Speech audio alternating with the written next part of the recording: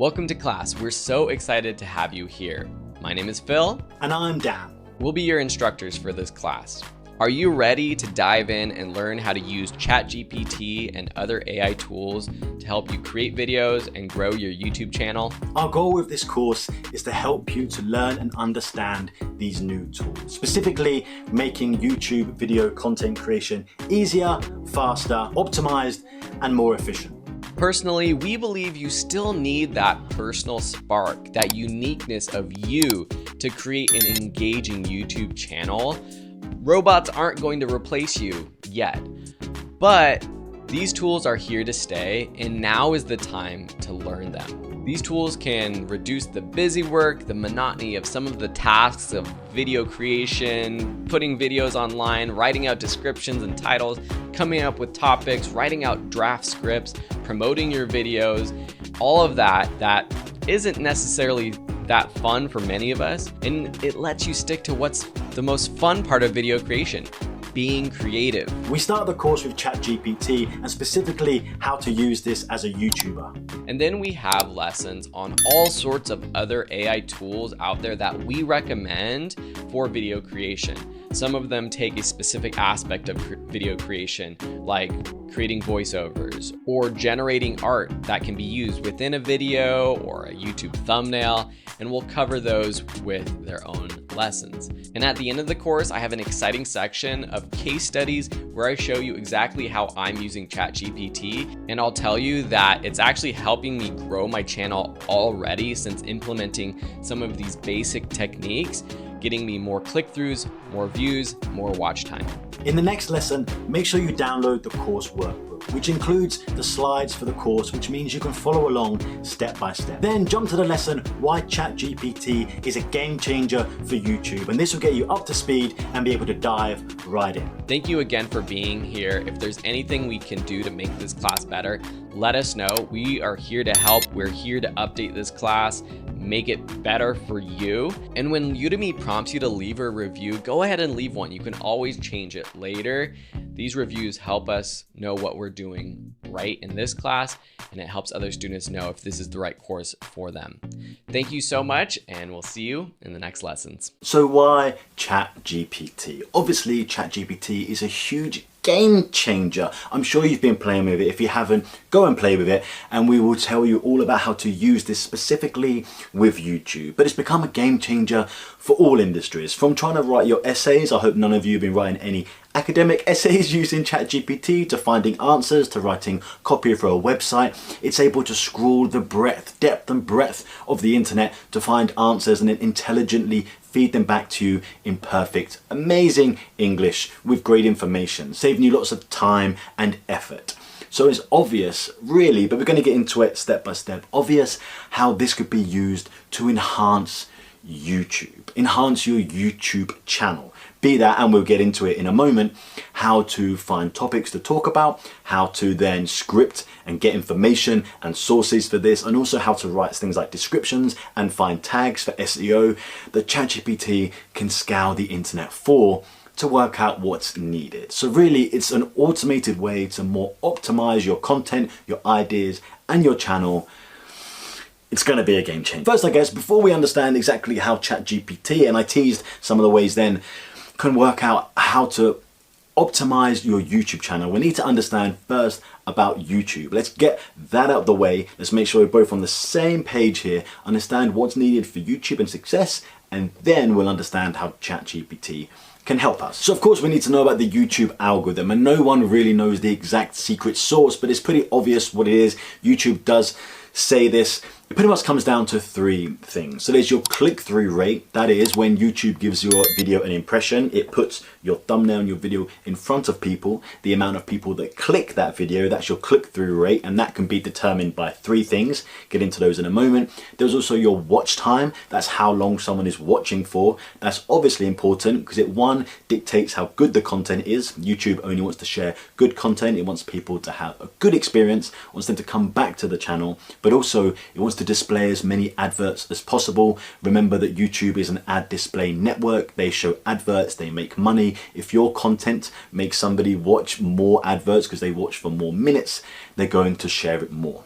It's there to make money. And there are some other things too. There's like SEO, there's the tags, etc., the metadata and things you put in with descriptions and all kinds of stuff. These are the 3 points that are going to really dictate if they're going to share you, if YouTube are going to share you based on the YouTube algorithm. So let's quickly just go through these one at a time. There's the click-through rate. That can only be 3 things really. This is if somebody clicks your video. That means they haven't watched any of the video, they don't know if it's any good, they don't know if it's edited well, they don't know anything. All they can tell is 3 things. They can see the thumbnail, they can see the title, and they can see the topic. And that's it. That's all they have to go on to decide whether or not they click. Is the image great? And Phil's going to talk about this later with a bit of software, but is the image great? Is it alluring? Is it bringing someone in? Did it make them want to click? Is the title teasing them? Is it giving them enough info about what it's about to make them interested, to make them want to click? And is the topic, is the video about something they are interested in general? Those are the 3 things. That is the click-through rate. The higher your click-through rate, for example, if YouTube show it to 100 people and 100 people click, you have a 100% click-through rate. That is obviously incredible. Usually you'll probably see when you first launch a video, and you'll see this too, maybe 20-30% click-through rate or something for that first hour or so, as YouTube at first shows your videos to your current audience that you have, and then it's going to drop off, and it will probably, a lot of channels hover around the 5% mark or so continuously. And the higher that is, better. The lower, you probably need to do something. Maybe you need to change a title, change a thumbnail, but change something that dictates the click-through rate. Remember, it can only be topic, title, thumbnail, because no one's seen anything else yet to decide whether or not to click on that video. So then we have watch time. Obviously, that is how long someone is watching for. Now, this is going to be dictated largely by your presentation, the way you're presenting, if you're interesting enough, if someone's going to watch you as a person, as a character, but also it's going to pretty much be down to your script and structure of your video, which in turn is the research that's done behind it. Is it good enough quality? So your script, and we get into this in a minute, when you write that, when you start thinking about the structure of your video, you may have things like in your intro, you're going to tell people this video is in 5 parts. And that means that they know for retention to wait to see part 1, 2, 3, 4, 5 and conclusion, or you tease there's something at the end, or you tease that what's going to happen and they're going to wait to see the end result. That's all down to your script and your structure. Or in research, if it's a video essay and it's all about, let's talk about the British royal family, for example. And you can use, we talk about in a minute, ChatGPT to get research for this, but if the video has enough good quality research and discussion behind it for them to keep watching. It's about keeping them engaged with your style and your structure and your script, and then making sure the content is good enough with your research to have somebody continue watching for as long as possible. You'll normally see a graph that looks something like people start watching, then they drop off, and they keep dropping off. And the higher this is at the end, the better. So if they start at 100% are watching 1 second, obviously they've clicked the video, and then after 30 seconds, maybe there's 70%, a lot of people drop off. That's very normal, you'll see that. And then by the end, maybe there's 30% still watching. You want as high as ending as you can to have as many people watching for as long as possible, and that's going to tell YouTube that the video is good, and they're going to keep sharing. Now the last point, the extras, like the metadata behind it, are the tags and description. I'm going to put this down to. The tags when you're uploading your video is pretty much the metadata telling YouTube what your video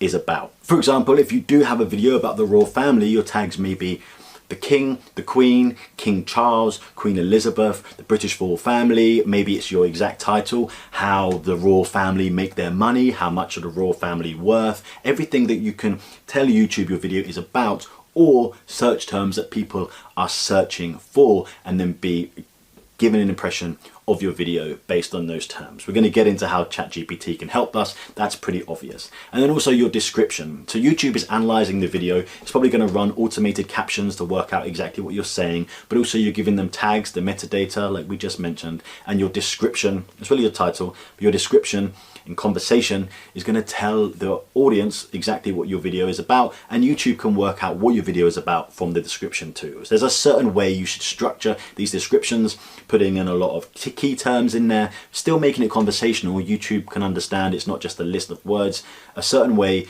to display a description to help. So those are the elements, those 3, click-through rate, retention, and then the extras, they're going to help boom you with the YouTube algorithm. Boom you with the YouTube algorithm. You know what I mean. That's going to help with the YouTube algorithm. So, how can ChatGPT help? Now we understand how the YouTube algorithm works. So just briefly, ChatGPT is an intelligent AI piece of software that you're able to have conversations with.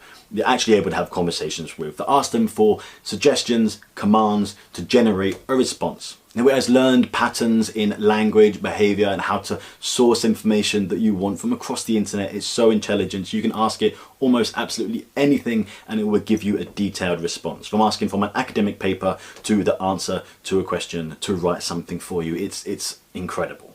And it's really simple to use, and if you haven't, go and play with it now. You simply ask it a command, a suggestion, and it gives you a response. You need to be really clear and detailed. The more detail you give it, the better your response will be. And you can also regenerate that response, the same one, to get a different one each time if it's not quite what you were looking for. The best thing is you're going to have a back and forth conversation with it. It has memory to remember what you've asked previously. So if you ask a question, get a response, ask a question on that response, and keep going. Like having a conversation with artificial intelligence. Aren't you glad you're born in today's time? So how are we going to use ChatGPT with YouTube? Of course, number one, you can ask it to sort of brainstorm topics with you to try and work out online what trends there are, what topics to work around based around your niche to get ideas from, basically. Now you can also interact with ChatGPT to seek feedback on what it is that you've done or the request or whatever it is in all the different scenarios you can probably imagine right now, to ask for feedback based on data that you give it around your YouTube channel and content. You can also refine and change, generate your titles, for example, your descriptions, keywords, the tags. You can do all kinds of things to say, and we'll get into this later. For example, I have this topic, what's a good title? I have this title, redo this title, make this title more punchy, more clickbaity, make this title aimed for this audience. It's incredible what you can do, and we're getting into that in the course step by step momentarily. And you can also use ChatGPT to refine things like your edit. You can ask it what style should I have, even when it punches out scripts telling you when to cut from shot to shot, what to include in shots, and also for things like doing your scripts and research for you, get a great structure for a video. There's so much we can do, and I'm going to show you it all. So what we're going to cover in this course step by step. So number one, we're going to research video topics. We're going to generate clickable titles. We're going to get scripts and structures for your video. We're going to be able to source material if you need it, depending on your channel type, for your videos. We're going to write video descriptions. We're going to generate tags, fix automated captions. We're going to find trends, and we're going to find good competitor channels that we can learn from, all using ChatGPT. Alongside that, we're going to have case studies of us using this and showing you how to do it for things like changing titles and a bunch of things, for example, channels and case studies that you can follow along with and do yourself. And also Phil is going to be going into some other AI tools. ChatGPT is not the only one, no, for creating images, thumbnail, all kinds of things, creating video. We're getting into an even more depth AI conversation later in the course after ChatGPT. So let's get into it. The next section covered by me, I'm going to cover all those topics on ChatGPT. Let's get into the next lecture. We're going to learn about researching topics using ChatGPT. I'll see you over there. Okay, so researching video topic ideas with ChatGPT for YouTube. Let's get straight into it. I'm going straight into my screen record here. You can follow along. Let's get straight into the nitty gritty of it. So I'm over on chat.openai.com. You can see right here. Go ahead and get into there. I'm assuming you've used this before. If you haven't, very simple. Go over to chat.openai.com or just search ChatGPT in Google and you'll sign in with your Google account. And you'll be able to get on and you'll be confronted with a screen that looks something like this. So just to let you know, over here is all the history of everything that I've ever searched before. There's a bit of a poem here I did, some other travel idea for videos, some documentary scripts that I ran. That's the layout. Here's your history, and here is where you input your message to get a result from ChatGPT. So let's get into it. We need to generate some video ideas for your channel. So let's say you already have a niche. That's also something you could do inside ChatGPT. But let's say you have a video niche already and you need to get some video topic ideas. Now, there are a million ways to do this, and there are different ways, different best practices. These are the ones that I'm suggesting from having used this put in loads of hours using ChatGPT for YouTube. These are my best practices. So you could just go give me some topic ideas, but the results I seem to get are very broad, very basic. And with YouTube, as we discussed in the previous lecture, go and watch that if you didn't see it, how important, one, thumbnails are, we're not doing that here, but title is. Your click-through rate needs to be amazing. The only thing that can dictate if someone is clicking or not, if someone is actually clicking on your video, is if the title is engaging.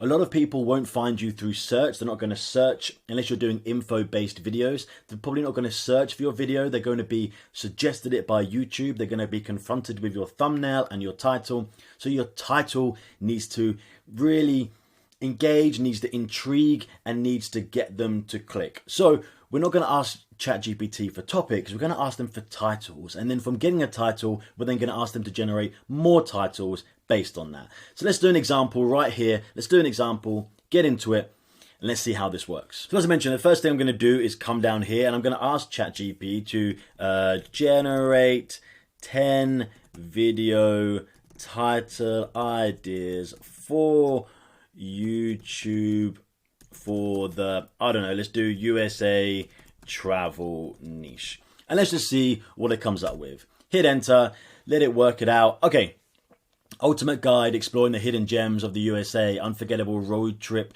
cross-country adventure USA, exploring America's national parks, living like a local, immersive cultural experiences, foodies paradise. You can see it's generated some ideas here. Now you can click here to regenerate the response. Let's actually do that while you're here. And you'll be able to do it again. And you'll be able to see the response. And right up here, I could click back to the previous response if I want that. But it's giving me another 10 slightly different ways that it's worded these. And I can rate these. These are pretty much the same. So these are my ideas. And this is how I first go about trying to get video topic ideas for my videos, for my niche, if you already have it, on YouTube. I don't go give me topics. So if any of these kind of just slightly interest me, and it will depend completely on your channel, you may be asking it to generate for, I don't know, 10 ideas for titles for reviews of the iPhone, or more general than that, maybe you've got a tech channel and you want to do tech reviews. Maybe you have a makeup channel and you want it to do 10 ideas for that, or it could be anything at all. You could be talking about Bitcoin, finance, gaming, whatever it is. Ask it to initially generate randomly 10 titles. You could ask it to do 20, 50. Of course, it's completely up to you. So I'm going to do, let's say, okay, I do travel and I do food. So this works right here. Let me copy that and let's ask it to work on this title and give me more examples of topic ideas for this title. Again, I'm going to ask it for titles. We work with title first over topic. We kind of know what the topic is based on the niche, but I'm going title first. That is the first thing a viewer sees on YouTube is the title. They know the topic. They're probably looking for it being suggested the topic by YouTube, given their search history on YouTube. So let's do titles again, even though this is for topic ideas. And let me show you that. So let's go generate 10 titles for YouTube videos around this. Let's call it a topic and let's punch in the, it just gave me here, and then I'm putting in the title right here. So generate 10 titles for YouTube videos around this topic, Taste of America, exploring the culinary delights across the USA. Let's do that, because in a later video there is one exactly on titles and generating titles, and we can ask it to be more clickbaity, more punchy. We're going to ask it to make titles specifically for a demographic that you have. If you have a channel already, you know that you have Americans watching who are female or male in their 30s or 60s. You can ask them to generate specific titles for an audience. We're getting to that in a little bit. So now I've given it this. It's almost like, although I ask it for titles, this is the topic. Because Taste of America, exploring culinary delights across America, the USA, that's a huge documentary that would be on TV that goes across the entire breadth of America. So by asking it to generate more titles again, It's almost niching down. It's bringing down my topics into more manageable bites. For example, Southern Comforts, exploring the soulful flavors of the Deep South. Now, if you're making a video, if I was traveling, I know I'd have to be in a southern state, not all across America, like this video did. New York Bites, this one specifically in New York. Spice Up, so now we're doing spicy food in the Southwest. Of course, you could change this to wherever you were, given where you are in America. Flavors of the Midwest, California. You see how it went from a very generic topic and how we worked down. So give me 10 title ideas, basically gave me 10 topics because these are non-specific about a location or region. And then it's basically niched it down into region and food type for this example right here. And you'll see if you did your own niche, that would be exactly the same as you come down again. Don't ask it for topics, ask ChatGPT for titles. So for example, if I know I'm in New York and I like this one, but I like this maybe, I could be then going, spice up your palate, exploring Tex-Mex cuisine in New York. I know where I live, you know what you have the capability of making. I could take that title and we do it later in a video and make that way more specific. But let's do another one. You can go down as many times as you want. I'll go down one more time here. Let's put that in there. Let me ask it to do exactly the same thing, but I'm going to niche down even more. Let's do it again. Let's do it again here. And now it's going to be all about that New York title that I just copied in here. Generate 10 titles for YouTube around this topic. New York Big Bites, exploring the iconic food scene of the Big Apple. So it's starting to punch out some titles here. Food is Paradise, discovering the best eateries in New York City, street food adventures. So right here you see that was still quite generic, exploring the big iconic food scene. So now it's doing big eateries, New York City, street food, New York City, hidden gems, New York dishes that are iconic, sweet tooth, sweet stuff. You see how from getting a topic, if I'd have just gone, give me a topic for food videos in America, they would have been so generic, which we slightly got, but we started getting title ideas. It starts with title, then we niche down again, and again. Now you can go down as many as you want until you pretty much have the video in mind that you could make based on the title.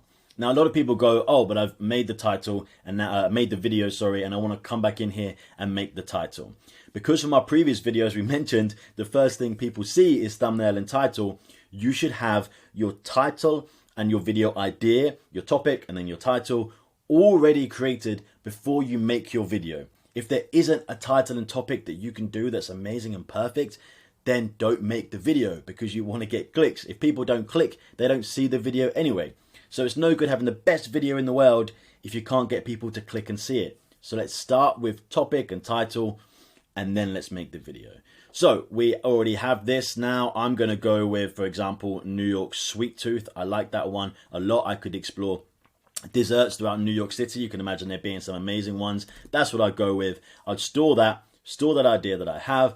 And then in the next videos, we're going to go into stuff like getting your title niche down, getting it right for your audience, getting it really clickbaity, and moving forward with that. That's actually going to be in the very next lecture. So if you're following along, do this in the meantime. Here's homework for you. Do this in the meantime with your own niche. Go in there and follow this on exactly. There is also a downloadable PDF so you can follow along step by step, like I said, and do this as many times. Ask it for 10, 20, 30, 40, 50 results and niche it down until you have, oh, this is exactly the topic that I want. A title basically for the topic that I want. This won't be the exact title that you want, and we'll rework this in the next lecture.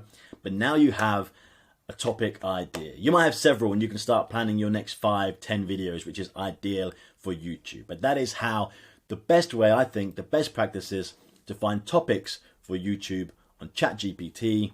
So let's get into the next lecture and let's make this into the most clicky title possible that you need. And I will see you on the very next video. Generating clickable titles with ChatGPT for YouTube. Once again, straight into the screen record, following on from the last lecture. If you didn't watch the last lecture, this bit won't make too much sense, so do follow along step by step. I'm going to be using what we did in the last lecture to carry on in this flow, so you can follow along step by step exactly like this, doing this for your channel and your niche and your own ideas. So in the last lecture, we got basically our topics, which were generated like titles because we know the importance of title in YouTube. And we're now going to make that topic, which is already a title, into an even better, more clickable title. Now, people could take, for example, I really liked this one, right? New York Bites. People could take this title and go, I'm gonna go with this, and that's what I'm gonna have for YouTube. No. You spend all that time on your YouTube video. You spend hours filming it, editing it, making it, and it's super amazing. But no one is going to see that video if they don't click it. YouTube is going to give an impression. They're going to show your thumbnail and your title. They're going to show those impressions, and no one will even see the video if they don't click on your title and your thumbnail. The only thing they have to decide whether or not to click is your thumbnail and title. So you need to rework and rethink your title over and over again. You can do this from research on your competitors, see what they're doing, what kind of titles.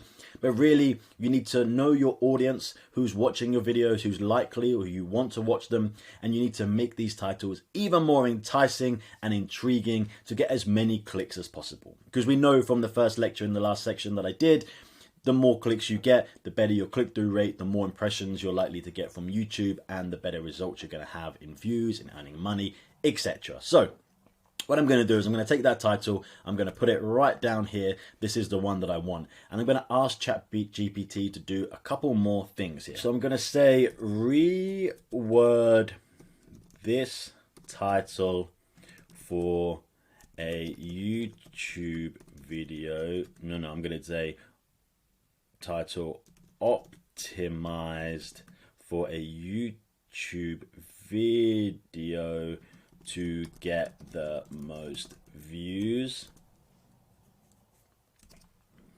And then I'm going to just put it like, you don't have to do this, but sometimes I think the language is a language-based AI model. Sometimes using things like you would in language, like semicolon or speech marks, etc., can help. I'm going to say reword this title 10 times and make it optimized for a YouTube video to get the most views and clicks.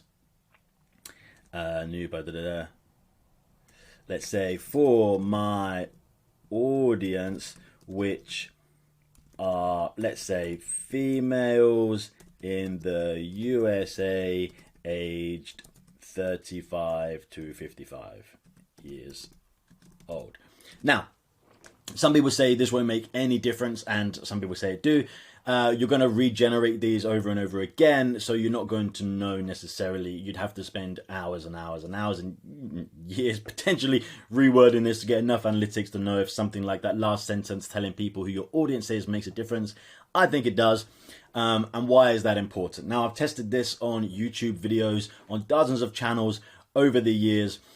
People think that there is one rule fits all for YouTube for a title. It doesn't. And the thumbnail even more so important. Think of a Mr. Beast style thumbnail and title that are really clickbaity and punchy and in your face and extreme and bright and animated. Well, I tried that, for example, on a travel channel in Asia. I tried doing exactly that kind of thing where the audience were mostly male, aged 55 to 65, and they did not respond. The videos got more clicks when it was just a screen grab from the video and a really basic info title that wasn't too baity. Your audience will respond very differently to different types of titles. We know this from marketing. When people market posters or adverts aimed at an older demographic or a younger demographic or male or female or in certain locations and countries, they'll be different. You'll see posters. I've just traveled to Japan. Posters there, loads of text and in a certain way different than if it would be in the West or the US. Lots of things dictate how a message needs to be sent. That's like basic advertising and marketing since the days of Madison Avenue Mad Men. And they were discovering this. People of different demographics respond differently to different messages. So I would add that in because I think it's going to help. And you can have a look at this and work it out. So if you have a channel, you can go into your analytics, you can go into audience, you can scroll down and you can see where they're from location-wise, most of your audience and the ones you want. Remember, people in the USA, when they watch your videos, or UK, Australia, Europe, generally compared to people in, I don't know, India, the Philippines, Southeast Asia, are worth up to 10 times more in ad revenue than those in Asia. So if you are looking to make money, then you're probably trying to target the West, and that also is dictated by if you speak English, what language you're speaking, what topic you're talking about.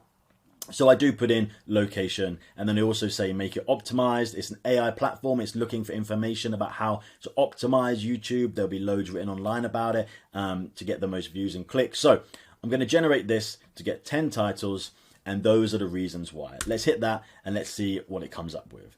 Reword this title 10 times to make it optimized for a YouTube video to get the most views and clicks. New York Bites exploring iconic food scene in the Big Apple. For my audience, which are females in the USA aged 35 to 55 years old. So, taste the magic, indulging in New York's iconic food scene. That didn't generate anything to do with... Oh yeah, sorry, I put in a different title here. I'm going to do the same one again. I actually quite like the sweet one. Let's do this again in a moment. Foodie Heaven, unveiling this, savory New York. Yeah, so what I did there, and you'll see, spot the mistake, is that we went to an even more specific title that I want, and we've gone from the step back. You'll know that from the previous lecture. So let's just do this again. Let me do this. And this is the fun thing with playing with ChatGPT. You can just do it over and over and over again and see the results that you're getting. Let's take out that title and let's make it for sweet food adventures. So I want videos. We've gone even more specific in the niche in the last the lecture. I know I'm going to make a video about sweet food, not just food in general. I'm trying to niche down for my exact target.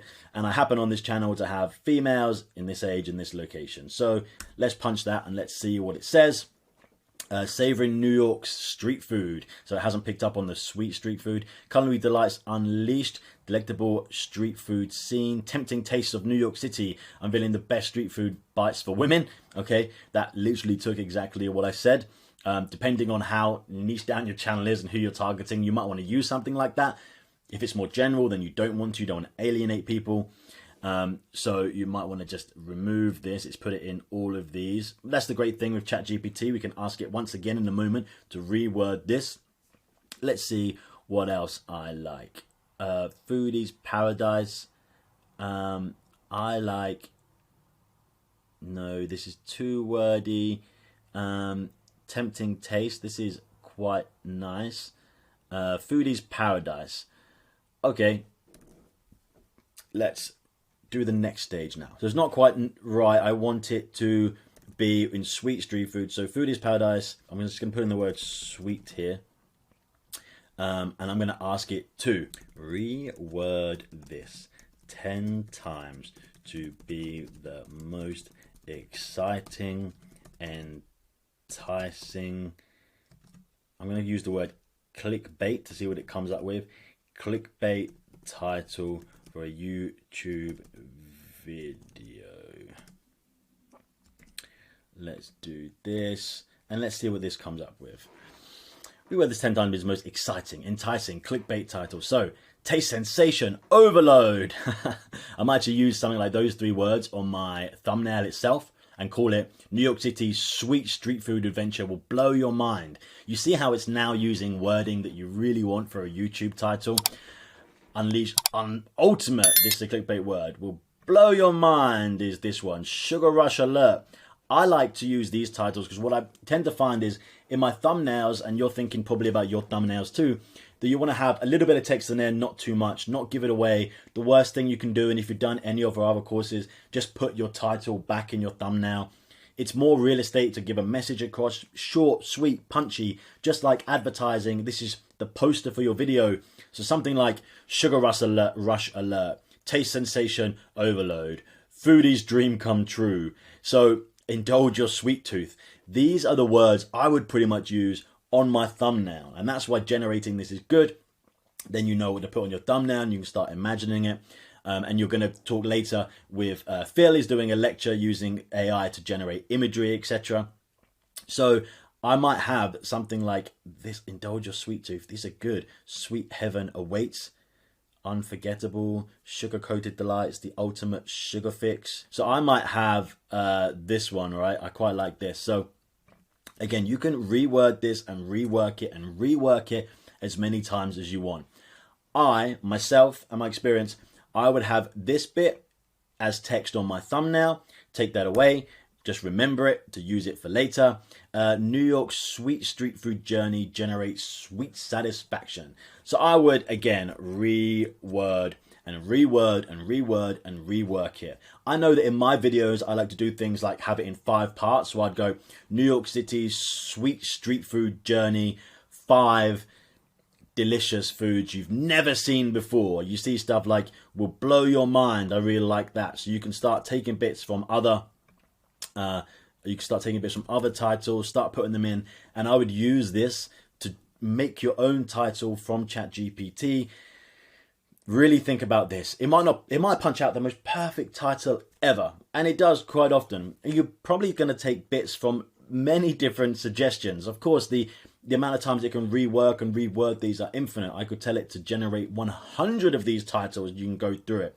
So I would say like reword this title, again, tell it to be clickbaity or whatever. Street food satisfaction. And maybe I'll take this out, have will blow your mind. Street food journey. Something like 5 foods that will blow your mind. And I'd rework it, taking parts from this title until you've got the perfect title. Then when you have the perfect title in your topic, and maybe you've done this and seen there's several that you want to do, and you have 3, 5, 10 titles ready for your next 10 videos you're going to make, you're going to have this cataloged in for your YouTube channel. You can then start generating thumbnails, then make your video. Title, thumbnail first, then make your video. That's why ChatGPT is so good. It's almost like the research section. Mistakes are made creating YouTube channels when they make their video first, then think about title and thumbnail in it. No. Make it as the person sees it. A person sees your thumbnail and title first, then they watch your video. And that's the order of importance, because no one sees it if they don't click it, as we've said many times before. So that's almost like the back end bit, the bit before you create your video that we've done using ChatGPT. Once again, Phil is going to be talking on stuff like Midjourney and other places to generate imagery for thumbnail and such. So you do this, go through it over and over again, get your perfect title, because the next lecture we're going to go through a script, working out a script for your videos, so you can then have, I've got my title in the topic that I know I want to make it in. I'm going to then script it pretty much, plan out my video, and then you have to go and create it, which is going to save you hours and hours and hours, and make sure you have the most perfect video, you haven't missed anything, it's structured well, it's laid out perfect, so you can make the best video. So I'll see you over on the very next lecture. So outline and script your videos with ChatGPT for YouTube. So we are straight back in here to ChatGPT. If you've been following along from the previous lectures, we now have our topic decided based on titles pretty much. Then we have made those titles more clickable, more clickbait without, I'm just going to address that quickly. Clickbait is an okay term to use and to have for your videos. Clickbait, if you've got a video about these sunglasses and you title it Singing Cat Does a Full Beethoven Rendition, then that of course is clickbait.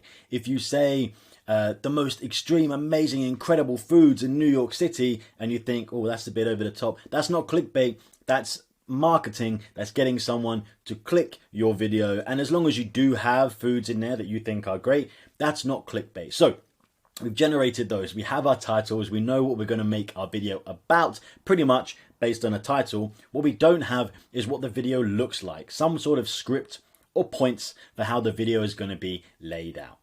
Now, a lot of people don't plan their videos, they just hit the road and they go and film. Now, this depends so much on your niche. If you're doing a tech review, then obviously you can plan to talk about, I don't know, 5 points within the iPhone if you're doing the iPhone.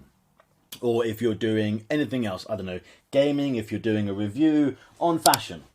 And I'm reviewing this belt and I'm going to talk about it. And my 5 points are, I don't know, the quality, the price. I'm just grabbing these things out of the air, but you know exactly what I mean. You need some kind of structure. You can't just start rolling and hope for the best.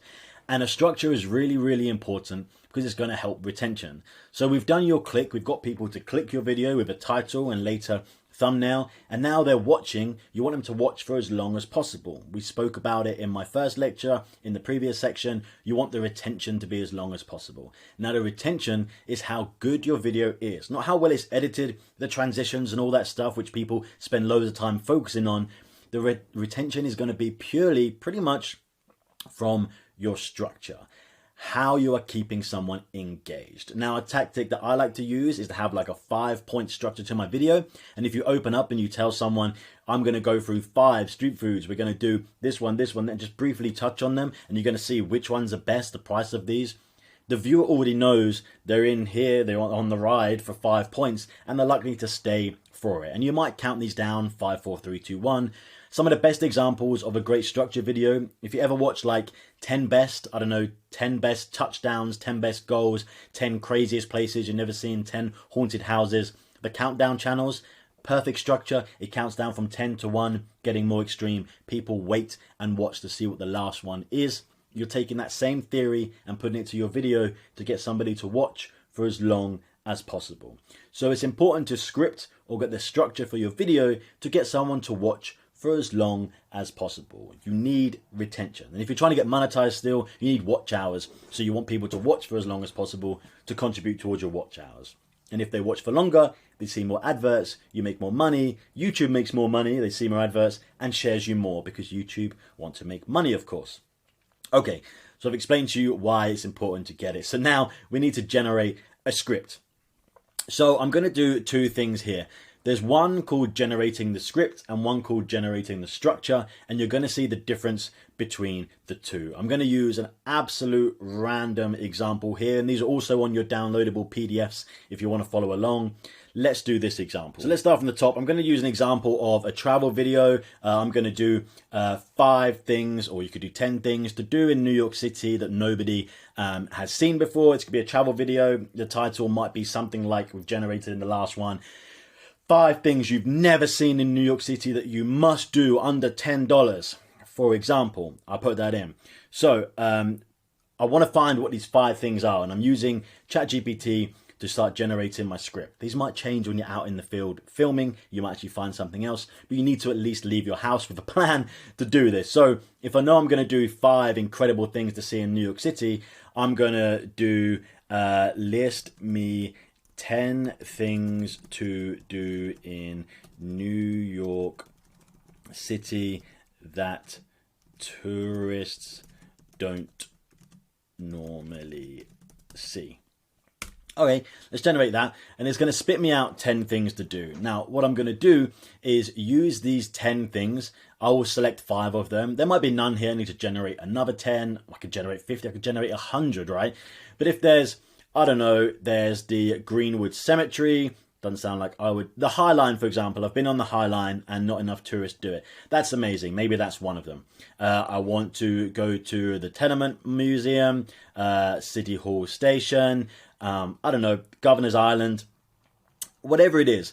This is how you get your 5 things. Now, if you are doing a review on something like, tell me 5 points to talk about the new iPhone, and perhaps it's going to spit you out like cost, size, the specifications of the camera, anything new in the software. For example, I'm getting my 5 things, okay?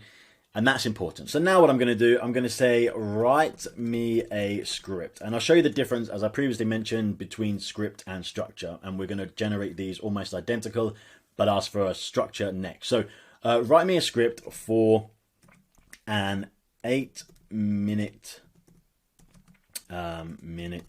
YouTube YouTube video for the title. And the title example I just pulled out there that we didn't generate was like 5 amazing sweet street foods in New York City that you have never seen before for under $2, let's say.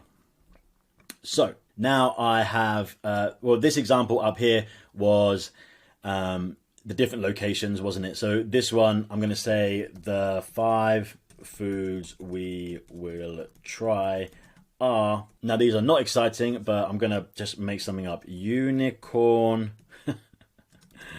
coffee, made that up. 2 chocolate bagels. I've no idea if they really exist. Again, if this was my video, I would have asked in this section here for it to generate me 10 foods, and I would have found them. Or this is a bit of a weird example because you need to, if there exist a lot in New York City, you can go and find them, or you might have to go and see what's available. So for this example, well, you're not going to be doing this for your channel. You'd take it from here and you would put these in. So let me just continue. Okay, so now I've got it here. Write me a script for an 8-minute YouTube video. Now, we've spoken briefly in the first section. 8 minutes is an ideal length. You might want to ask it for 10 minutes, but 8 minutes is an ideal length because after 8 minutes, YouTube will add mid-roll ads into your video. The more adverts that someone is able to watch, the more money it can make, the more money YouTube make, and they're likely to share it. So make your video over 8 minutes for you to make more money, but for YouTube to be able to make more money, and then they're probably going to give you more impressions if they're making more money. So get your videos at least over 8 minutes. So write a script for an 8-minute YouTube video for the title 5 amazing street foods in New York City that you've never seen before for under $2. The 5 foods we will try are 1, unicorn coffee, 2, chocolate bagels, 3, mango crepes, 4, chocolate fountain, 5, s'mores. Now, these would have been obviously from your searching on that previous query that we generated. So let's see this and see what the script, and I'm going to show you how this will work for some niches depending on what you're doing as opposed to others. In the next lecture, we start getting some sources for this. But right now, you can see it does something like host. Hey there, foodies! Welcome back to our channel. Today we have a special treat for you. We're diving into the delicious world of sweet street foods right here in the heart of New York City. Get ready to tantalize your taste buds and uncover each cost under $2. Let's get started. Number 1, our first stop takes to the vibrant food truck. Unique creations. Behold the magic unicorn coffee. So you can see what it's doing here. It's generating an actual script, including cut to the host holding the coffee, doing this. It's making me a script. Isn't this amazing? Step by step for exactly what to do. Now, this once again is a plan for a niche like this. If you're doing a tech review and it's spitting out exactly what to talk about, you could probably follow this script exactly. For the example, and the reason I gave this one to you is it's slightly more difficult. It's a vlog out on the street. So you may not find a street food truck, but you can use this as a step. I know in my first section right here, I'm going to talk about this, and I might not find unicorn coffee. I might find another, whatever. I know that I have to talk for this long about this to make it into my 8-minute timeline. There's not much to do. I could easily talk and reword this as I'm on the street, as long as I'm covering this topic. So you can see it's pretty much done a movement-based script. Do this, cut to this, travel here, say this, which is amazing. But what I want to do is also get like a structure plan. And to do that is really simple. I'm going to grab the previous, write me a script, and let's do write me a video structure for an 8-minute YouTube video. And you're going to see the difference between a script and a video structure. Let's run that right now and see what it comes back with. So, video structure for amazing street foods. Okay, introduction, second, engaging intro, host introduces the video topic, briefly mentions the 5 foods they will try. Segment 1, host walk to the location, unicorn coffee, engages, shots vibrant food truck, holds it, does this. So, I like something like this when I'm filming. This will depend loads on you. It depends on your niche, on your video type. I'm doing this for everyone. But a lot of people don't. They often run scripts and they don't understand about running a structure. Now, I like this. You could quickly get this on your phone and you can run through it. And all I know is that each section here, look, I'm 30 seconds for my intro. Ideal intro length. I'm telling them we're going to look at 5 bits, mention the 5 foods you'll try. My first section is 1.5 minutes. This one is 1.5 minutes. This one, 1.5 minutes. This one, 1.5, 1.5. Now, from experience, I would actually make this like 1 minute, 1 minute, then make this one, say 1.5, this one 2 and 2. That's a retention thing. I want to start getting through my sections, keep someone engaged, moving from one bit to the next. So make them shorter at the start and longer at the end. That's just a bit of information for you guys from someone who makes too many YouTube videos for too many channels. That's something. And I love a structure like this. Bullet points. I just know I have to go to this place. I have to show me moving there outside the chocolate place, outside the bagel place. That's very easy. I'm walking there, I'm showing it. I catching shots of the bakery process. That's just me filming them, doing that. And I can either do this as a voiceover whilst that's happening, or talking, or both. Describe the chocolate bagel, its flavor profile, how much it is, take a bite of it, and share their experience. This tastes delicious, whatever. You could easily get a minute and a half of that. I love, love, love a video structure as opposed to a script. However, if you are doing something like a video essay, tech review, I'm talking about, I don't know, let's take an example. The demise of the mafia in New York City after the 1970s. Just pulled that out, whatever it is. I could actually ask it to run me a script, run me an 8-minute video about a demise, blah, blah, blah, for YouTube.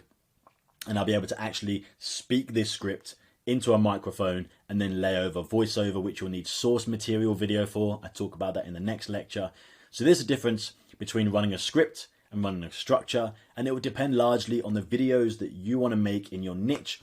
But it's a key important bit of information using ChatGPT that a lot of people don't do, the difference between video structure and video scripts. And I hope that explains how best to use these. Now you'll need to use some of your own knowledge. You can ask and generate, and I would. You need to obsess over this introduction bit. You need to get people hooked. So you probably watch lots of other videos in your niche, or you have videos already where your intro did really well. You can see in your retention graph what's working, what kept people longer at the beginning in the opening 30 seconds. If you've got 70% of people still watching at 30 seconds, or 30% of people, the one with 70% was a better introduction. Could be topic 2, but probably introduction. And you can do things like, today's video we're going to look at 5 different sweet street foods that are incredible, amazing, in New York City you have never seen before. Come with me as I discover these 5 things. I could put shots of them on screen, teasing them. I can't believe these exist, and for only $2. Have you tried these before? Let's get into the video. Let's go. Number 1. And you can go straight into it, and you need an intro, something like this. Obsess over the intro. You can get ChatGPT to spit you out lots of different intros, 30-second intros for this video. You can run that, rerun that. But a lot of it is going to be down to your own research too, and your own style for your video that you've already done. But definitely utilize that and obsess over your introduction.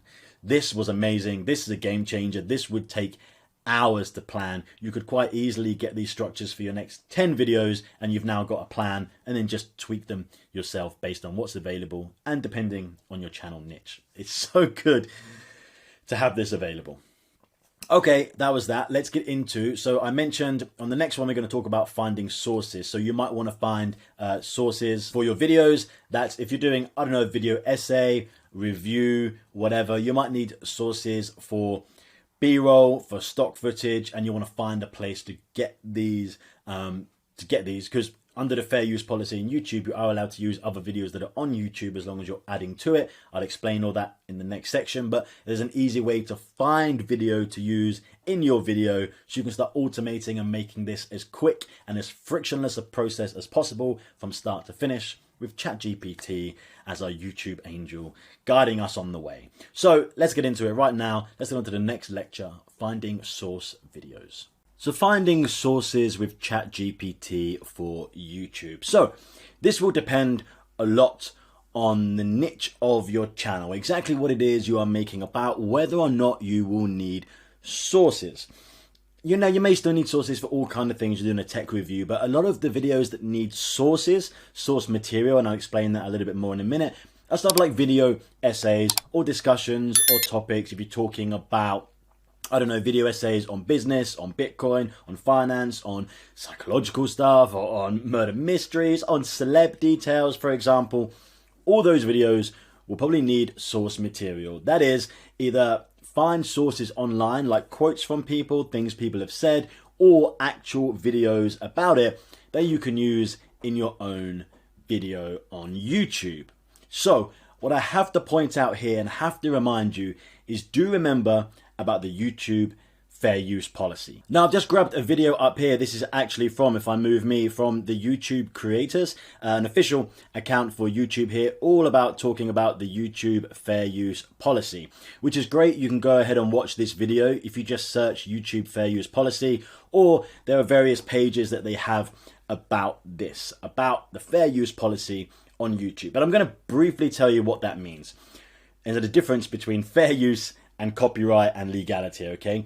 On YouTube, fair use means what do YouTube let you do? You are allowed to use any piece of video online. For example, someone else's YouTube video. You're allowed to download that, use bits of it in your own video.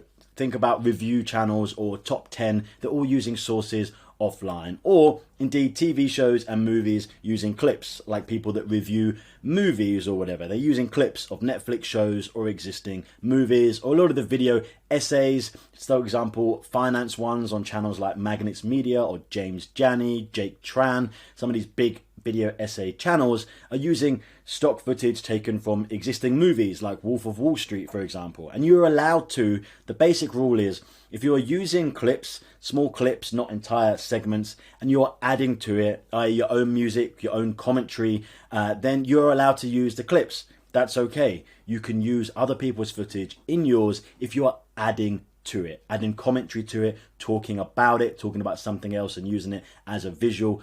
That's okay. That is the YouTube fair use policy. Now, this is not copyright law. So copyright means in the US, it varies from country to country, but let's talk about the US mostly, and it's the same for a lot of European countries. You can't even use a second of someone else's footage without it being up for copyright debate. That's important. Even if it was, for example, image is in a public domain, someone's created a video and then they've changed it slightly. Also under American law, that means that that is now their image, their copyright if you use a piece of that, which is fascinating. It's a big loophole between YouTube and copyright law. There's fair use, what you can do on YouTube, and then there's copyright law. So if you do use someone else's footage, actually they could say to YouTube, this person uses my footage, it's copyright, and YouTube may give that video a strike. If you get 3 strikes, your channel can be taken down. But you can also debate back and say, actually, this is fair use. So if that happens, someone says, you can't use my footage, you say it's fair use, then they say, okay, the person who said this is copyright has 10 days to take legal proceedings against this, i.e. do a court case against you. If they don't, then the video can go back up and you continue as you are. It's a really interesting, fascinating part of YouTube and the copyright law. If you do go over to Magnets Media's channel, you will see, I'll search him right here, he's talking about it just recently, Magnets Media. This channel right here. So he did this video right here about his channel almost got taken down. Remove me. How Magnets Media almost got deleted.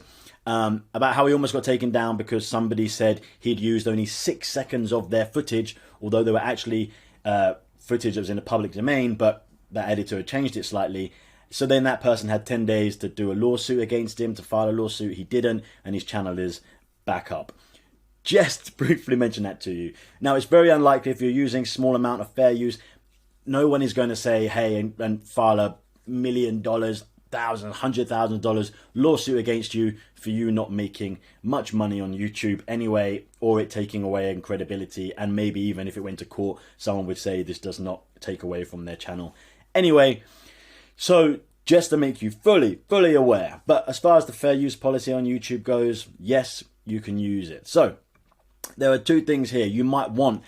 Let's do the first one. The first one, finding sources. For example, if, and I have this on the PDF that you can go and check out and download. I have an example.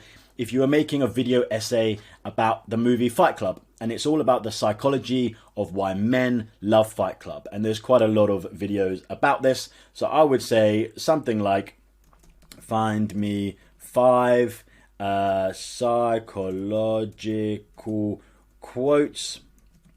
Maybe I should actually say, yeah, I'll double this up. So we're going to go from psychologists about the reasons why men love Fight Club. Detail their names. We give it more detail. Love the movie Fight Club. Detail the psychologists. You're always thinking about, is there any way it could be misconstrued? Find me 5 psychological quotes from psychologists about the reasons why men love the movie Fight Club. Detail the psychologist names. Okay, let's generate that and let's see what it says. This is, once again, if I was making a video about this, I might want to, within my script, so I'm finding sources from my script. We generated those in the last video, and if I want specific sources for stuff like this, I would go in and I would find these, and I would... Oh, it's generating now. So number one, Fight Club taps into the primal instincts needed for rebellion in men. It allows them to explore and express their frustrations, finding solace in the character who breaks free from social norms. That's Dr. Carl Jung, Swiss psychiatrist and psychoanalyst. Men are drawn to the movie Fight Club because it confronts... So you can see right now it is spelling these out. So if I needed that, or I needed quotes from tech experts about the reasons why the new iPhone is good or bad, or why... experts about why Huawei is a really bad company from China, or that's going to take all your details, why TikTok's going to steal all your data and give it to China. For example, any topic you can imagine, you want to find quotes, not just from psychologists, but from news reporters, from people talking in the space or whatever. This is how you can get those sources. So that's the first example of finding sources, which you can use these, obviously. You can mention these quotes from psychologists, no problem, and you might even be able to find videos of them saying it or speak about it over the top of a video of them. Which brings me on to the next point.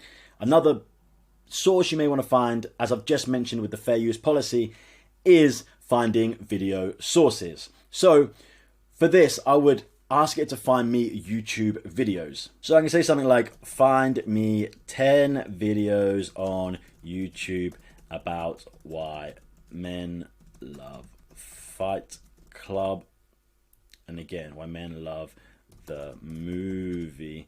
Find me 10 videos on YouTube that talk about why men love Fight Club.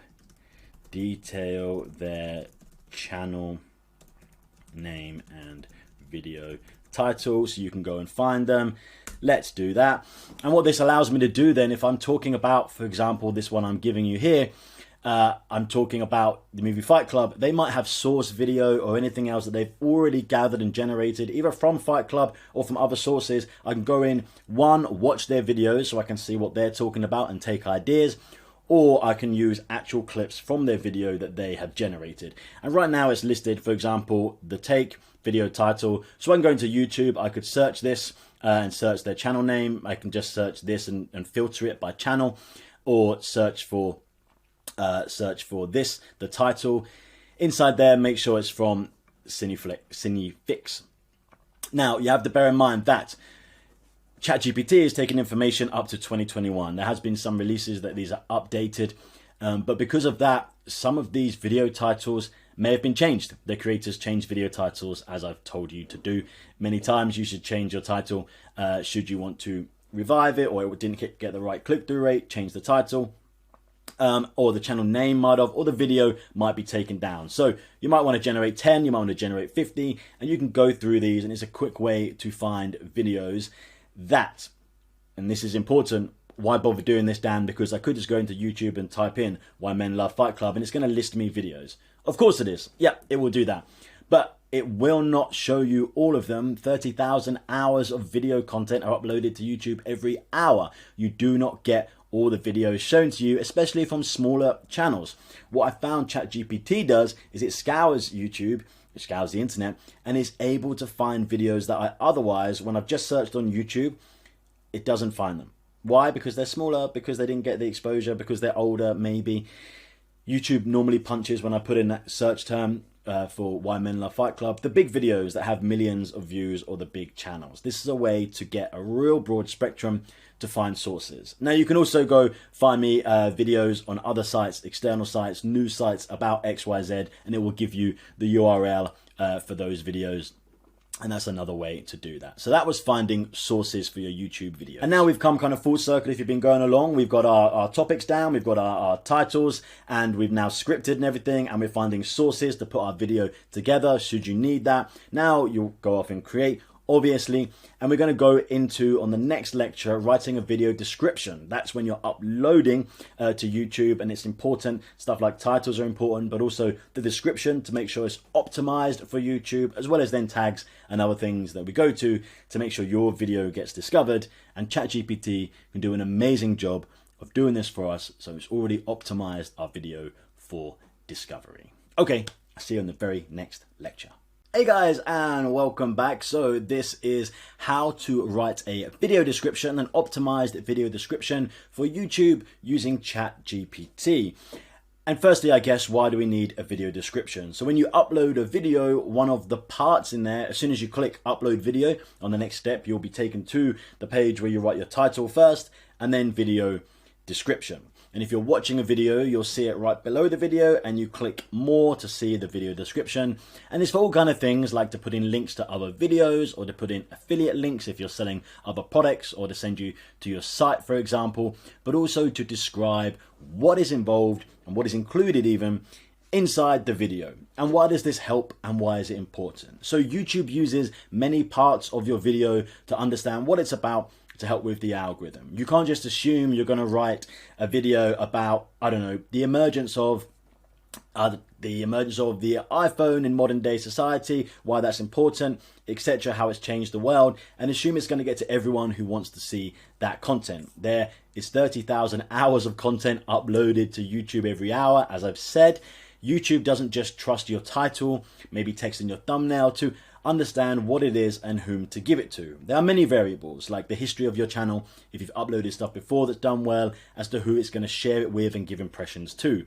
YouTube only has a certain amount of space on its page to give impressions, and each one is worth money to YouTube because of course they show ads, so they want as many people to click as many videos and not come off the page and have a bad experience.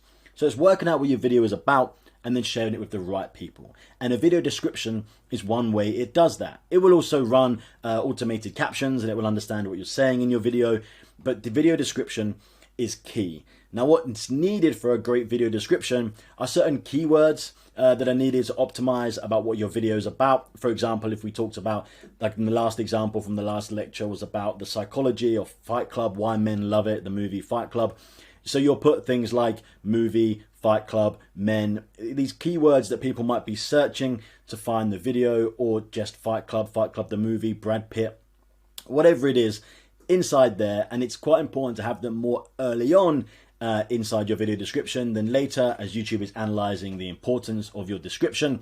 It's also quite important to make the description more conversational rather than just a list of key terms, for example. And ChatGPT is an amazing way to do this, to have it optimized for YouTube. So what I'm going to do, and again, this is on your downloadable PDFs, you can see examples of inputs and outputs that I put. I'm going to say write a 2-paragraph. I've done this before without specifying a video length, and it gave me a huge essay, which you don't want for your video description. For in most cases, unless you're other competitor channels, similar channels, and we'll talk about how to find those later, do so and it works in your niche. But write a 2-paragraph video description for a YouTube video titled, let's just make one up. Description titled Why Men Love the Movie Fight Club. Let's just say that is it, okay? And we can say use keywords from this title and topic early in the description. What's wrong with my typing today, guys? Sorry. Early in the description, and make the tone conversational.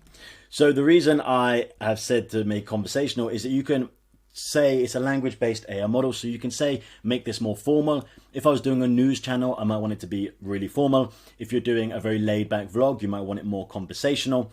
Let's run with that and then let's see what this puts out. Hey there, movie buffs. I wouldn't say that. In the thought-provoking video, we dive into the intriguing question of why men absolutely adore the iconic film Fight Club. So already within there, we've got movie, men, Fight Club in the first sentence. That's great. Join us as we explore the underlying reasons behind this magnetic appeal of the cinematic masterpiece from its... Yeah, it's great. I might automatically, like myself, change the opening there. I'm going to ask it to regenerate that again. Hey there, movie enthusiasts. Got the word movie in there again. Thought-provoking video, we're diving into the fascinating world of Fight Club, exploring the captivating reasons why men in particular have an undeniable love for this iconic film. That's really nice. I would change hey there, movie enthusiasts.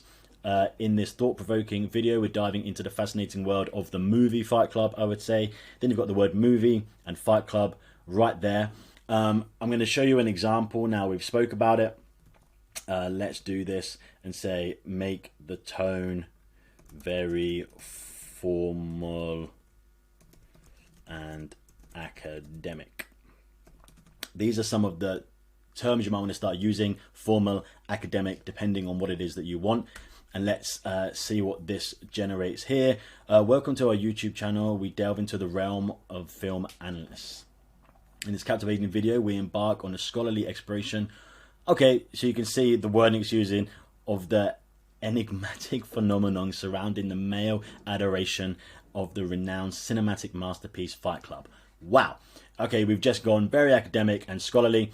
It's also said it's a scholarly exploration where I wanted the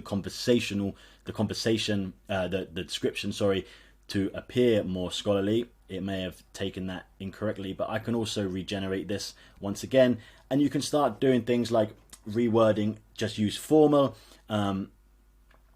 scholarly exploration, profound phenomenon surrounding men's adoration, cinematic masterpiece known as Fight Club. In this meticulously crafted video essay, we delve into the intricate layers of David Fincher's film. Wow, so you can see the difference here if you're using different language to ask the AI model of how to write the video description. You've already asked it to make this optimized and to have some of your keywords for SEO early. So I'd make sure movie, I'd make sure Fight Club, and then if you're talking about David Fincher's film here, whatever, I would have those as early on in the description as we can, and don't just list a whole bunch of keywords. But this is how you generate a video description, which would take you ages to write this, obviously automatically in seconds. Grab this, copy, paste, put it in your YouTube video. You've done the same with your titles, copy, paste, put it in. Now you have it much quicker, faster, and you're going to have the same kind of responses in all of your videos without thinking, the same kind of model answers here that would take you ages. You've saved time and you've made them optimized, because ChatGPT understands what you mean when you said optimize this for YouTube. So that was video description. Another way that YouTube decides whom to share your videos with and give impressions to and understand more fully what your videos are about are through tags, which are basically the metadata. You are telling YouTube what your video is about, and you need to get the right kind of tags, the right length and the right amount of them to make sure your video is optimized for discovery in search on YouTube. So in the next lecture, we're going to talk about exactly that, how to get the best tags for your video automatically using ChatGPT. Generating tags for your YouTube videos using ChatGPT. So firstly, I guess I'm going to explain to you what tags are. If you don't know, if you do, bear with me for a minute. Tags are when you're uploading a video, you will upload you're entering your title, your description, as we said, scroll down, put it in a playlist, click more, and then there'll be all these options down there to like hold comments and things like that, and also to put in tags. Now, what are tags? Tags are the metadata behind your video. Think of them for SEO. Tags describing your video so that YouTube knows more about what your video is about, and thus whom to share your video with based on search results. If people are searching, what might they be searching for? Which words or key phrases might they be searching for that your video relates to, and you are directly telling YouTube what they are for your video. So I think, and there's a note on it saying tags are less important than they were several years ago. YouTube getting more and more intelligent every year. It's running captions, obviously. It knows what you're saying in your video, your title, description, everything else. Tags, I think, come quite low down in the running order for what YouTube is using to discover what your video is about and who to share it with. But they are still an important thing you shouldn't skip. And also, from research behind this, we're going to do things like single key terms, single words that you want to rank for, and also longer phrases that people might be searching for, which will depend on your video niche and what it's about and topic, etc. And I'll give you some examples. Also, there are 500 characters allowed for YouTube tags. Use them all, or as many as possible. And character is a single letter, be it one word or a string of words. The total character count, 500. So I'm going to say generate me tags for a YouTube video titled, let's do something like, how much does a 2-week holiday in Vietnam cost? And then we're going to tell it to generate both one-word tags and tag strings, we'll call them. And I don't know whether ChatGPT is going to use that. I haven't run the word strings, but that's what they're called. Generate both one-word tags and tag strings of multiple words for best SEO results. 500 characters maximum for entire tag character count. Okay, let's run this and see what the response is. Okay, tags. Okay, nice, perfect. So what it's done here is it's done me a whole load of individual tags. I can already tell from my years of experience on YouTube and working with companies, these are exactly the kind of single word tags you want. And put these tags early on in your tags that you can add there. So for this video, Vietnam travel, holiday, cost, budget, vacation, expenses, tourism, Asia, exploration. Great. Not sure I put exploration, maybe. I'd also, right before this, so you're going to copy these over and put them in your tags. Right before this, I would then also put in my actual title. Just copy your entire title and put that in as your first tag, and then put these single word tags in there. Sometimes you'll see, and I've done it, where you've ranked really highly on something like Vietnam, which is amazing. Sometimes there'll be lots of content and you'll get swallowed up, but sometimes you can rank quite highly for these single words, and you'll be surprised even when you're early on in your career, your YouTube uploading career. And then there's Vietnam travel costs. Somebody will very rarely just search the word Vietnam on YouTube. They'll search something like, how much does it cost to travel Vietnam? 2-week holiday budget, I'd put Vietnam. Vietnam vacation expenses, affordable Vietnam travel budget. Traveling to Vietnam on a budget, cost of a 2-week trip to Vietnam. Vietnam travel tips. Planning a budget-friendly trip. Okay, these are great. Let's regenerate these because you might as well. Let's see what it says. Nice. Oh, it's giving me loads. Some of these are 2-word ones. Some of these are tag strings. These are great. And this is how you can generate the most amazing tags that you need. Just copy and paste these directly into your YouTube video. Isn't this great that I haven't even got to think about it? I can just do this automatically. And some stuff you wouldn't even think about. Some of these here. And if you want to, if you're doing, and it depends on your video, if you're doing a like how to travel vlog and you're explaining stuff, then sure, add in the word how. So how much does it cost for Vietnam? And you're getting all these ideas right here. This is incredible. So it depends on what your niche is. Let's run it for another niche just quickly. Generate me tags. Let's do this for, we had early on in the course, if I keep scrolling up, foodie's paradise, foodie heaven. Yeah, let's do the one we had for sensational street food for women. That's very specific. Let's see what it comes up. Let's test ChatGPT to the max. Okay, let's run that and see what it says. Street food, New York City, flavorful bites, women, foodie, sensational, explore, taste, culinary. So you know which ones to take away from there. Sensational street food, exploring NYC's flavorful bites, women, food, adventures, food experiences. So do this for your own video. Obviously, when you're uploading this, you already have your title, you have your description. You can either take a chunk from your description. You can you can run that. You could run write me tags based on this description, not the more formal one. I would do it for the more conversational one. It might bring out some random tags based on strings that it finds in there, but the title should be sufficient enough to bring you out the most amazing tags that you need for your videos. So that's it. That's pretty much all the uploading section that you're going to need to use ChatGPT for to optimize your channel. What's left is after your video is done uploading and processing, is it's going to automatically generate captions.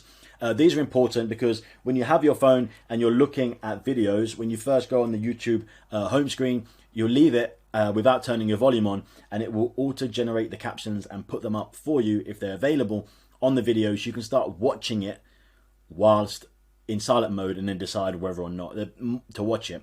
More and more people are opening up YouTube in silence and scrolling to decide it. They're like, I like that thumbnail, I like that title, and they just read the first few lines that are coming up.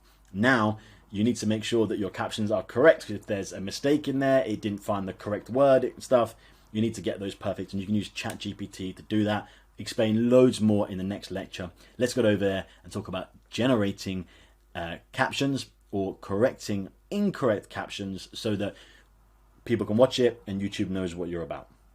I'll see you over there. So fixing automated captions with ChatGPT for YouTube. So this is really important and becoming ever so more important as the years go on. It didn't used to be that much of an issue, didn't even used to think about captions, and now it's really important. So just quickly, what are captions? If I go over to a video like this one on a channel I'm working with, I go on the left and click subtitles, you can see it's here in multiple languages. What you might see is after your video has done processing, it will automatically generate this. It detected I was speaking English and it did it. I will click duplicate and edit. It will have English, and then I can make sure they're correct in there, and I can then translate it to Thai, German, Dutch, French, Danish, Norwegian, Spanish, as many as I want, which obviously means people from all over the world can watch your videos with subtitles on, no matter what language that they speak.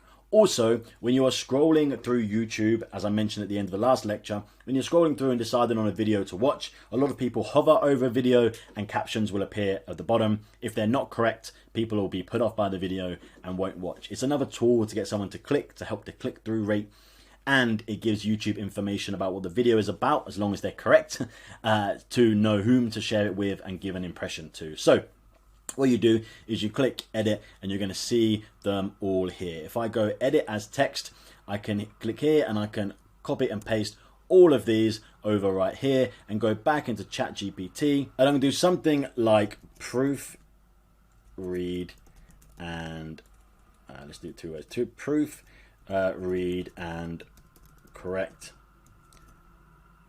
spelling for this, quite simply, and then let's paste it in.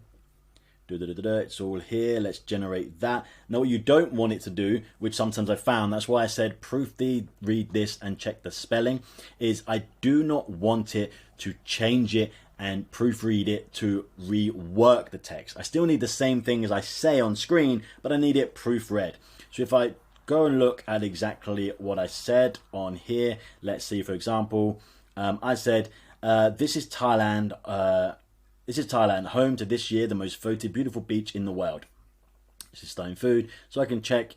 This is Thailand, home this year voted the most beautiful beach in the world. So what it's done is it's added in capital T, commas, comma here, and to make sure that it's readable and correct English, and all words are also, if it's detected, what it might not do, but it might do, if there's a word, for example, if I said stunning and it sounded like I said, I don't know, stunned instead, and YouTube generated that, because it's an AI based platform for language, it is able to work out that that should be stunning and not stunned, and change that. You then copy and paste this.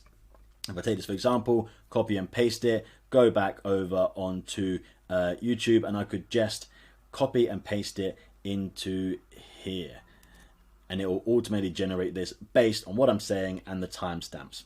And that's it. That is the easiest way to correct captions that are auto-generated in YouTube. Then you go back through, and in the same part on YouTube, I'll show you once again. Here, if I go duplicate and edit, once I've done that, I can go add language. I could choose, I don't know, let's just choose something random. Let's choose Bulgarian. And I can go add right here. It will automatically generate from my new corrected, if I click here, auto translate, new corrected subtitles right here, and I can say publish, and now I've just translated it into Bulgarian, and YouTube may be more inclined to share it to that region, or if somebody from that region watches, they won't be put off. If enough people do that, then further impressions may go to that region. Now, you might want to use subtitles just in English if you want to just target English audience, but also duplicating these into stuff like Hindi, Portuguese, other languages that are huge on the YouTube platform. It doesn't mean YouTube is then going to share it to loads of Indians, because we know that a video that has 1,000 views from India compared to 1,000 views from America is going to be worth a fraction of the advertising space, so your revenue created, than it is from America. It doesn't necessarily mean that, and I haven't seen any indication on any of my statistics that when I add subtitles to different languages, it gets shared to different geos, different geographies, and then that affects my ad revenue and how much money I make. Seen none of that. It just helps with the reach. I can see on most of my videos that maybe only a few percent is watching with subtitles in English, and 1%, 2% of other languages. But that can soon add up, and you might as well do it, seeing as it's already auto-generating subtitles, and it's very easy with ChatGPT to do this by just grabbing this, asking it to do a proofread, and copy and pasting over.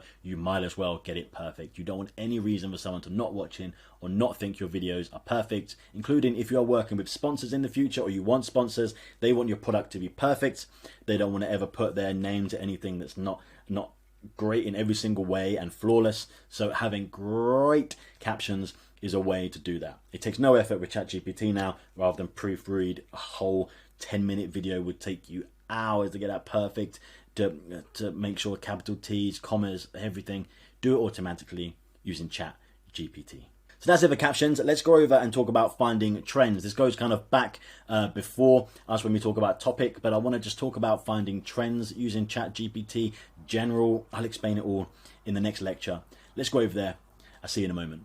Finding trends with ChatGPT for YouTube. So I'm going to break this down into 3 sections in here. Finding trends, that is what to create about, whether that's to create about anything, a general search, to create for potential highest revenue earning topics to talk about, or niche specific, which is the main one that you'll probably be doing. So first, let's generate a response to ask for what the main trends are for YouTube. If I ask it for what are the top 10 trends for YouTube. Just as simple as that, and I will niche down if it needs more information. Let's search that. Now, most of you watching this already have a YouTube channel, or you're going to be limited by what it is that you can create about. If you're in a certain country and you want to talk about a place, then you're going to talk about that. If you're an authority on something, like I'm an authority on, I don't know, I'm looking around here, on tech, and I'm going to talk about tech, right? Or if I'm an authority, I'm a real estate agent, I'm going to talk about real estate. You don't need to do something like this to work out about trends, but they are interesting because sometimes there are trend hybrids with something that you're doing and another niche to tie that on. For example, if I just ran this, so just quickly also, you'll often get this, and it says about, it's running real-time data access, and it goes up to September 2021. So if there's a trend, specific trend that's past then it may not pick it up. But it's got some general stuff like vlogs and lifestyle videos, gaming, DIY. Now this one is interesting, and this is what I mean about a hybrid channel. So I'm going to give you an example that a friend of mine here in the UK, they do a rug tufting channel. So that is where you put up a canvas and you make rugs, floor rugs, mats, using a gun, like a thread gun that puts on different designs. But they also tie that in with ASMR. So they have like rug tufting, Homer Simpson's face, ASMR. Because people are searching for ASMR and there's no talking in it, and you can hear the noises. ASMR, the videos where you hear like the clicking on stuff, and it is auto sensory meridian response, ASMR, where you kind of get tingles or a nice feeling. And they're really popular videos, and the hybrid there is done rug tufting, a craft channel, and ASMR, and joined together. This is where running a general query like this about just generally asking for trends on YouTube can work to make you think about, even if you didn't want to do a whole channel to be rug tufting ASMR, it may be that you want to try it out. Food cooking, fitness, animation, short films, unboxing products, educational. Unboxing is another one that you could probably link to lots of other channel niches. So this was the general query to find out about trends. If you are starting a YouTube channel, this might be your first point to give you ideas. I'd ask for 50 or 100 and then see where you line into your knowledge. The most important thing, number one, is your enjoyment. You're going to have to make a lot of videos for YouTube. Do not make something for any other reason than pure enjoyment, because it will be horrible. It'd be like going to work, which you're probably doing this because you don't want to go to work. You don't want to go to a standard normal job you don't enjoy. You're doing this for a passion, so make sure you love it first. And then perhaps your accessibility to it. You may love something but not be able to do it. You may love reviewing high-spec cameras but can't afford to do that. Okay, let's find another thing you will enjoy within that niche. And then you may think about money, which if you have two things you are an authority on and you love equally, and perhaps one makes more money than the other. So let's search that query. What are the top 10 YouTube niches that generate the highest CPM? Okay, let's run that query. So what we're basically asking it is, what are the highest earning? And again, I'm going to get a thing here that's going to, like a disclaimer. Now, remember that there's more than one thing that dictates how much a channel can make. And I'll speak about this recently. If you had a finance channel and all your viewers are from the Philippines or India, your earning potential is going to be much lower. If all your viewers in a finance channel from America, it's going to be much higher. But also perhaps you're getting swallowed up because there's more people doing finance content. If you are making something that has a specific geography, someone from a certain place and interest will dictate way more than the topic you're talking about. So quite often, yeah, finance and investing is the top one because advertisers like to advertise on those. People looking to make money or about investing are already actively looking to spend money to make money. Advertisers will pay a top rate to get adverts in front of those people. Technology, for the same reason, those who are willing to spend are looking for a review so they can buy a product. They're already actively engaged in looking potentially for a product. Business entrepreneurship, for the same reason as finance. Then there's fitness. People are always looking to stay fit. And then travel and adventure, and it gets more generalized. Celebrity news and gaming will be way down the bottom if anyone's thinking of gaming. People are wanting to watch a game. They don't want to be interrupted by adverts. They don't react very well to adverts. So this is how you can start working out, well, maybe if my niche is not necessarily, I've got multiple that I'm interested in, which ones earn the most. Or if you are doing this purely as a business and you're outsourcing, people are editing and treating it just like a cash cow, then perhaps these are some of your top niches that you want to think about using for YouTube. So then the last point for working out trends, I can say, what are the top trends for YouTube videos in the crafts niche? So if you have a specific niche you're already in or want to be in, tech, food reviews, whatever it is, my example here is the craft niche. Let's ask YouTube what the top trends are. It might give us some ideas. And again, it's probably going to spit me a disclaimer. Yep, 2021. That's okay. And they're forever changing, but it is ideas.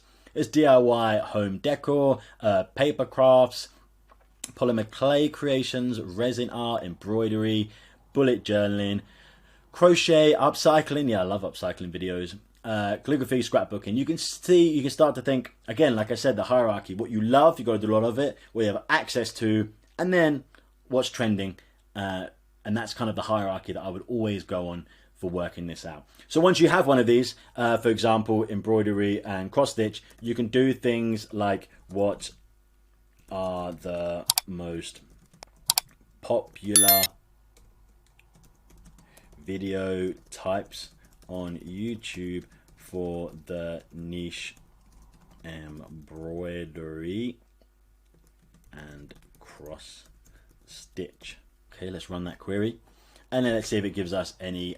We're niching down, and once again I've spoke about this, niche down as much as you can. Cross stitch is not a niche. It is a topic, but you need to be like, okay, am I going to do tutorial videos in cross stitch? Am I going to do pattern sharing, stitch along projects, tips and tricks, product reviews, stitching challenges, haul unboxing, inspiration?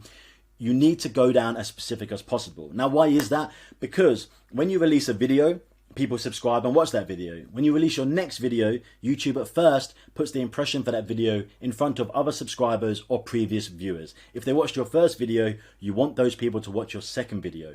They get the video first, they click, your click-through rate's high, YouTube shares it to more people. Now, if I did a tutorial video, and then the next one I did an unboxing, that's not quite the same. At least your first huge batch of videos all be around the same thing, all be unboxing, or all be tutorial videos, all be stitch along projects, so people know they're getting what they came for last time when they see your video.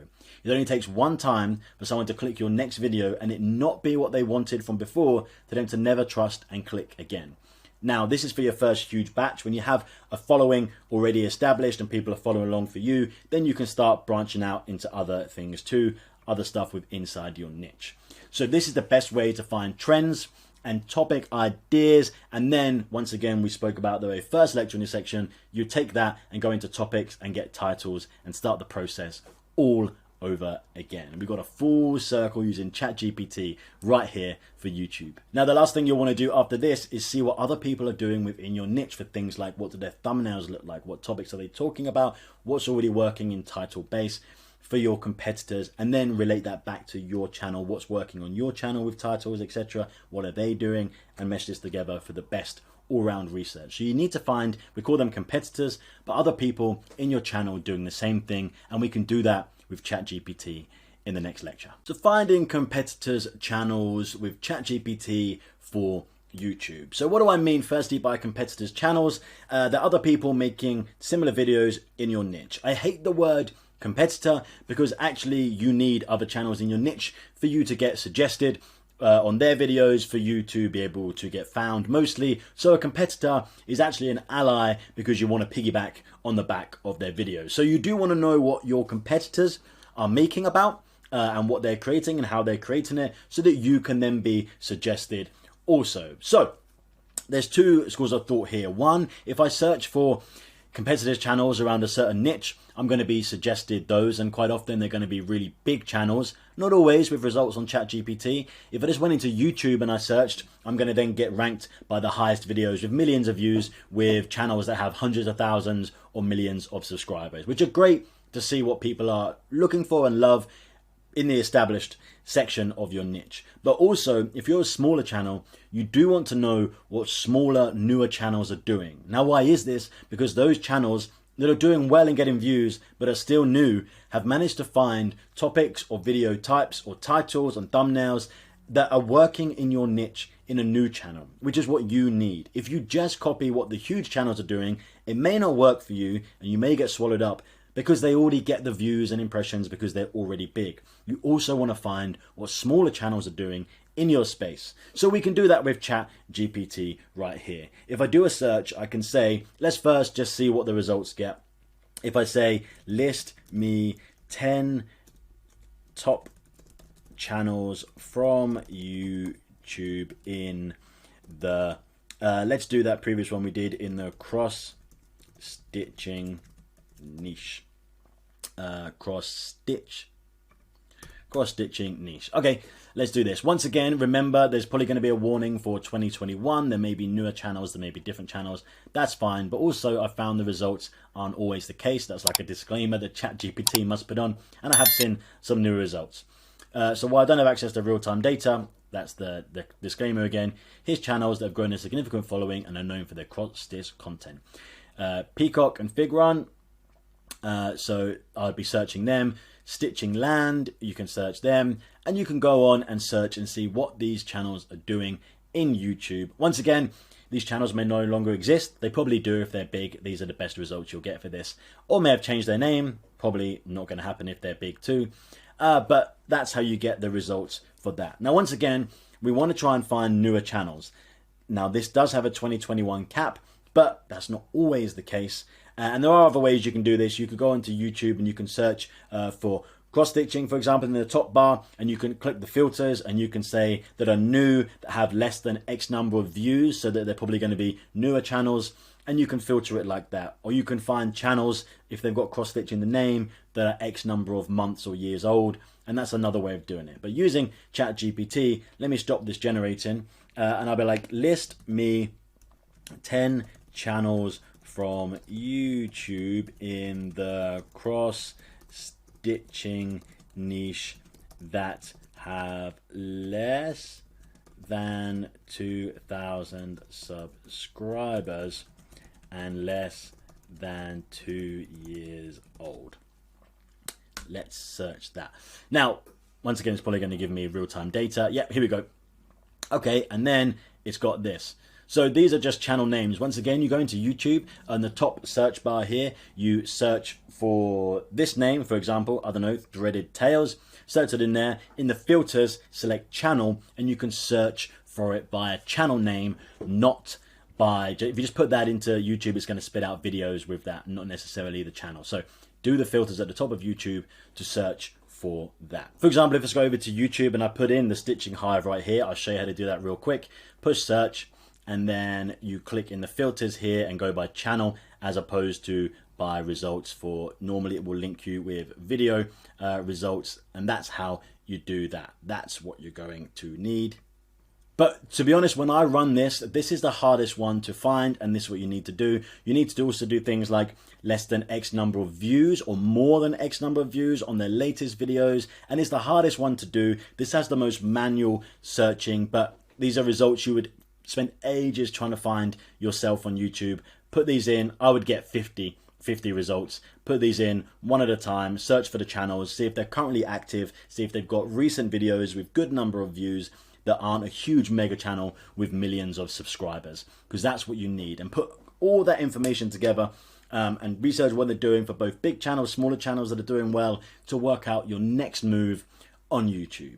So that was it for the ChatGPT section of this course. We're going to move in now, and Phil is going to take over and go through some of the other AI platforms you'll be wanting to use to make sure you get the most and the most optimized content and results when you're planning and creating for your own YouTube channel. Welcome to this section on other AI tools for video creators and YouTubers. In this section, I'm going to cover a number of other AI tools that we believe will help you make videos and be a YouTuber, such as Midjourney, DALL-E, and Adobe Firefly. These are all text to image generation tools. They all do similar things, but I want to cover them all because some are paid, some are free, and some are better than the others for different things. Video.ai is a great tool. This one can help you condense long form videos into short ones, create videos from scratch based off of text scripts, similar to Pictory.ai, which is another tool that can do that. And then many more. We're going to cover different tools that can create great sounding audio voiceovers from a script that you have. Some are free, some are paid again, so I cover a few different ones. And this is a section I'll be updating over time as more tools come out and I have more recommendations. So make sure you have your notifications turned on in the course so that if we do add a new lesson, when I email you about that update, you know that it is there in the class. All right, let's go to the next lesson and I'll see you there. Don't you just love the process of putting out a video and then being like, oh, but I forgot I need to create a short and a reel version of this video. Let me go back into the editing room, cut it down into a 60-second short to throw up to my social media followers. No one likes this process. And if you do, God bless you, you're a saint. But honestly, it's one of the worst parts, in my opinion, of content creation now. Thankfully, there are AI tools that can help you with this, and one of them is video.ai. There are alternatives that do a similar thing, but video.ai is the one that I recommend, particularly because you get 75 minutes of upload for free every month. So you can start using this for free. Just go to video.ai, sign in, click the start for free button. Once you sign in for the first time, it's going to walk you through a process of asking you what kind of content you're interested in. It has different templates for the style of videos it creates, and it'll ask you for your preferences. All of this can be customized later on, but just walk through that process, and then it will ask you to upload a video. You can upload it as a file, or you can just paste a YouTube link, which is awesome. You could outsource this process and have someone do it from your YouTube video. And since it's just being posted to social media, the quality from a YouTube video is actually pretty good. Here you can see what I have with a bunch of videos that I've already used video AI to help me make shorts. And once you upload it, it's going to take a little while to process depending on the length of the video. But once it's done, you can just click on any of these review clips buttons, and it will bring up the segments that it has turned into a short for you. Something that we noticed as soon as we came to this spot, because we're shooting the sun's right in the middle of the sky, and there's trees here, we've got bright sunny spots, and then we have dark shady spots. So I love how it's taken this one tip from this lesson. It's cut the video so that both Will and myself are on camera. There must be some sort of face detection feature in the way that it edits the clips, because it has both of us on the screen. Then it cut to sort of a multi-view of the B-roll shot. It automatically adds captions, which is great. And it's pretty much good to go, ready to go. You can see a square version, you can see a landscape version. You can change the template. So say you don't like this look, we can click on any of these different styles and it will automatically change the look, which is just insane. And then you could also edit all of the text, the style as well if we want to go into this. But I want to show you another one because there is one thing to note. The next shot we're going to do is we're going to punch in a little bit with the lens. So this is cool. I picked a specific part of this lesson that it saw was a good short, but on the screen I have title cards. So that's the one thing about this tool. Maybe you don't care about it, but visually the title card that I had, the graphic I had on the video burned in, it's getting cut off, and I don't like that at all. So I can go in and edit this here to maybe zoom in and cut that off. Or what you might consider is, if you're really going to be using this tool, export a version and just turn off all your title cards and graphics and just let video.ai add subtitles, and you could add graphics here on video AI if you want. Here's another example. So this is a little tutorial I put together, and I love what this did. So the takeaways, if you're going for this bokeh effect of having these, so not all of the clips are going to work. I'm not going to promise you that you're going to throw in your video and you're going to be like, oh, wow, now I have 10 videos to put as shorts. I would say that maybe 1 to 2 are perfect, and then some of them have to be edited. You can see that the spelling for bokeh is actually wrong here, and that can all be changed in editing. But it does a pretty good job at finding this specific segment here. Bokeh, or bokeh, it is the English word that comes from Japanese that means blur. So if you do want to go in and edit your videos, you just click the edit and download video button, and from here you can edit everything. So here we're just going to say, what is bokeh? And that is the title card that we would use. On the left you have all of your different tabs for the different elements. So we have the templates here as well. So maybe we want a completely different look. We can just click and it automatically changes that. There are some pro features that I don't want to get into, like my templates and cut magic, but here we can go into our subtitles. We can go into our captions and edit this. So I can quickly edit these captions so that they are right. You can delete them. If you want to just get rid of captions for a certain part of your video, you can add other elements on top of this. So if you have images, videos that you want to throw up and edit in here, you can.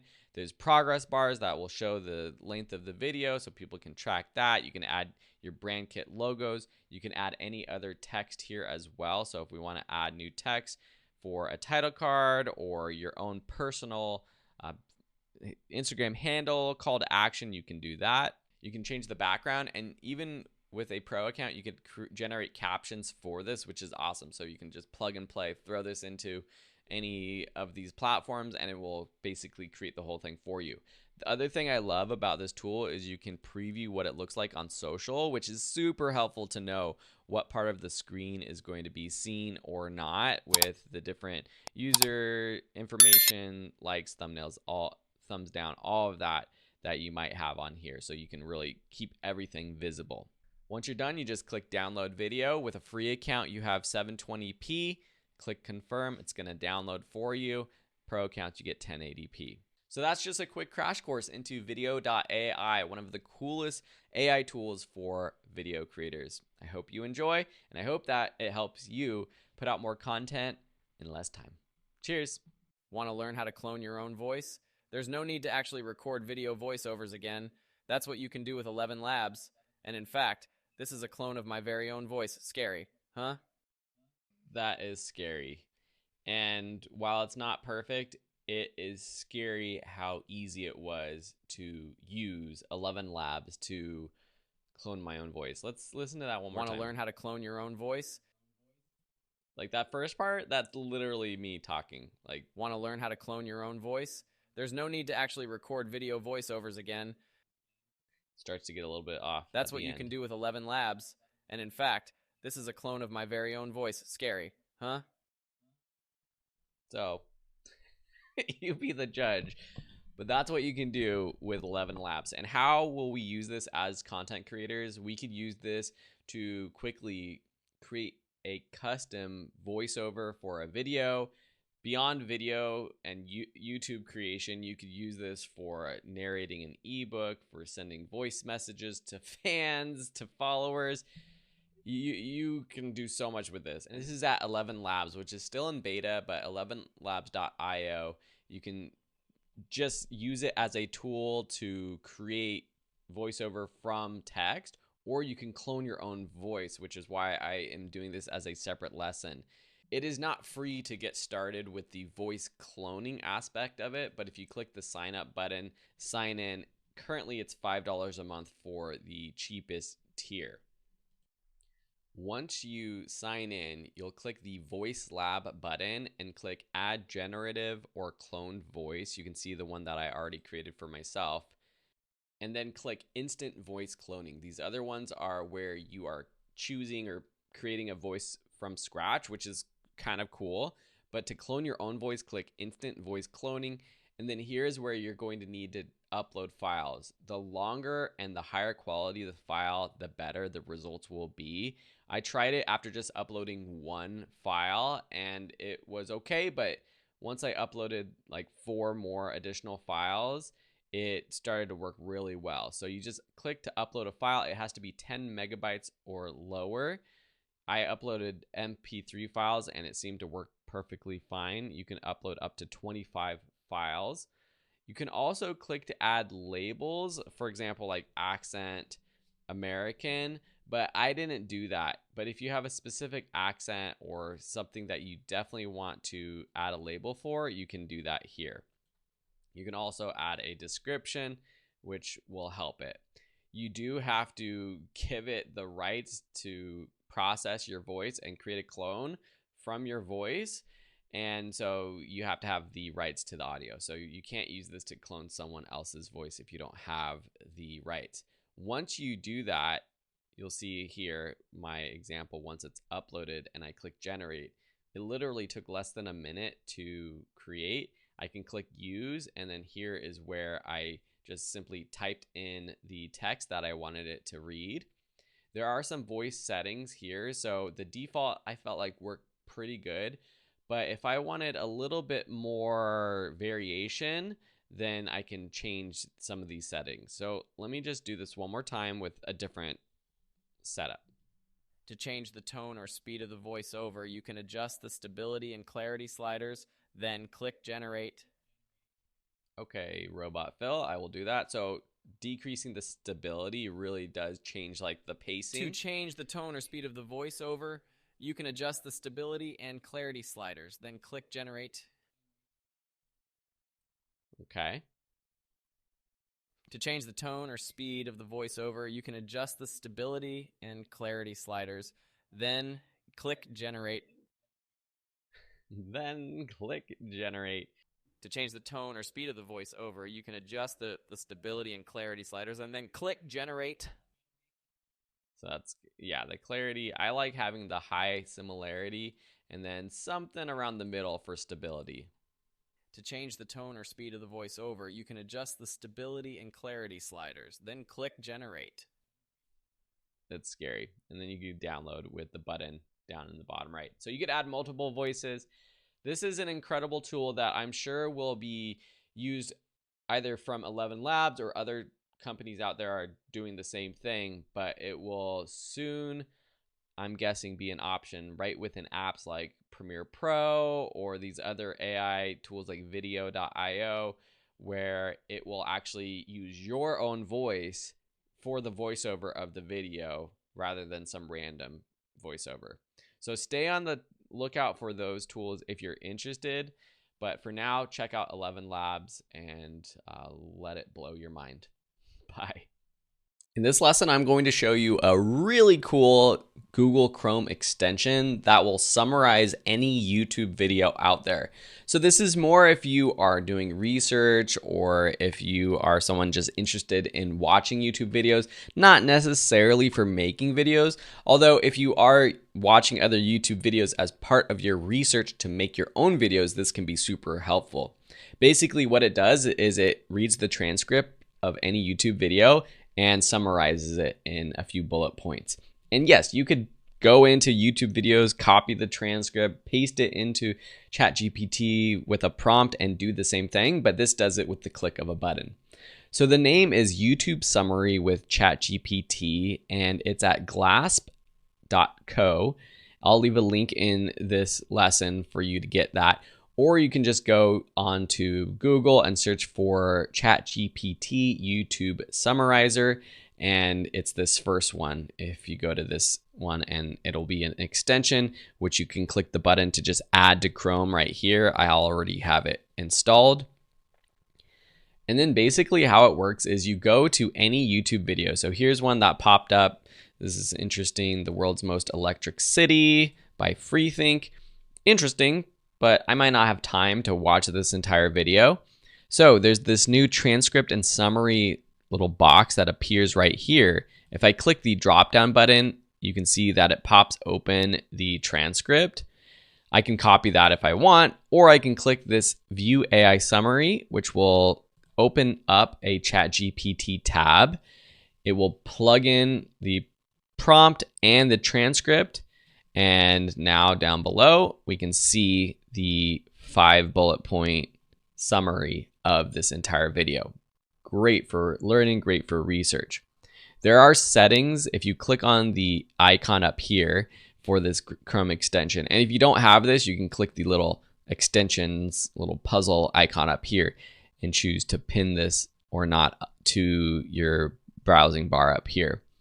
But the YouTube and article summary extension has different settings that you can check out here. The one thing that I wanted to show you is that there is a limit right now in how much text ChatGPT can actually use or read or analyze.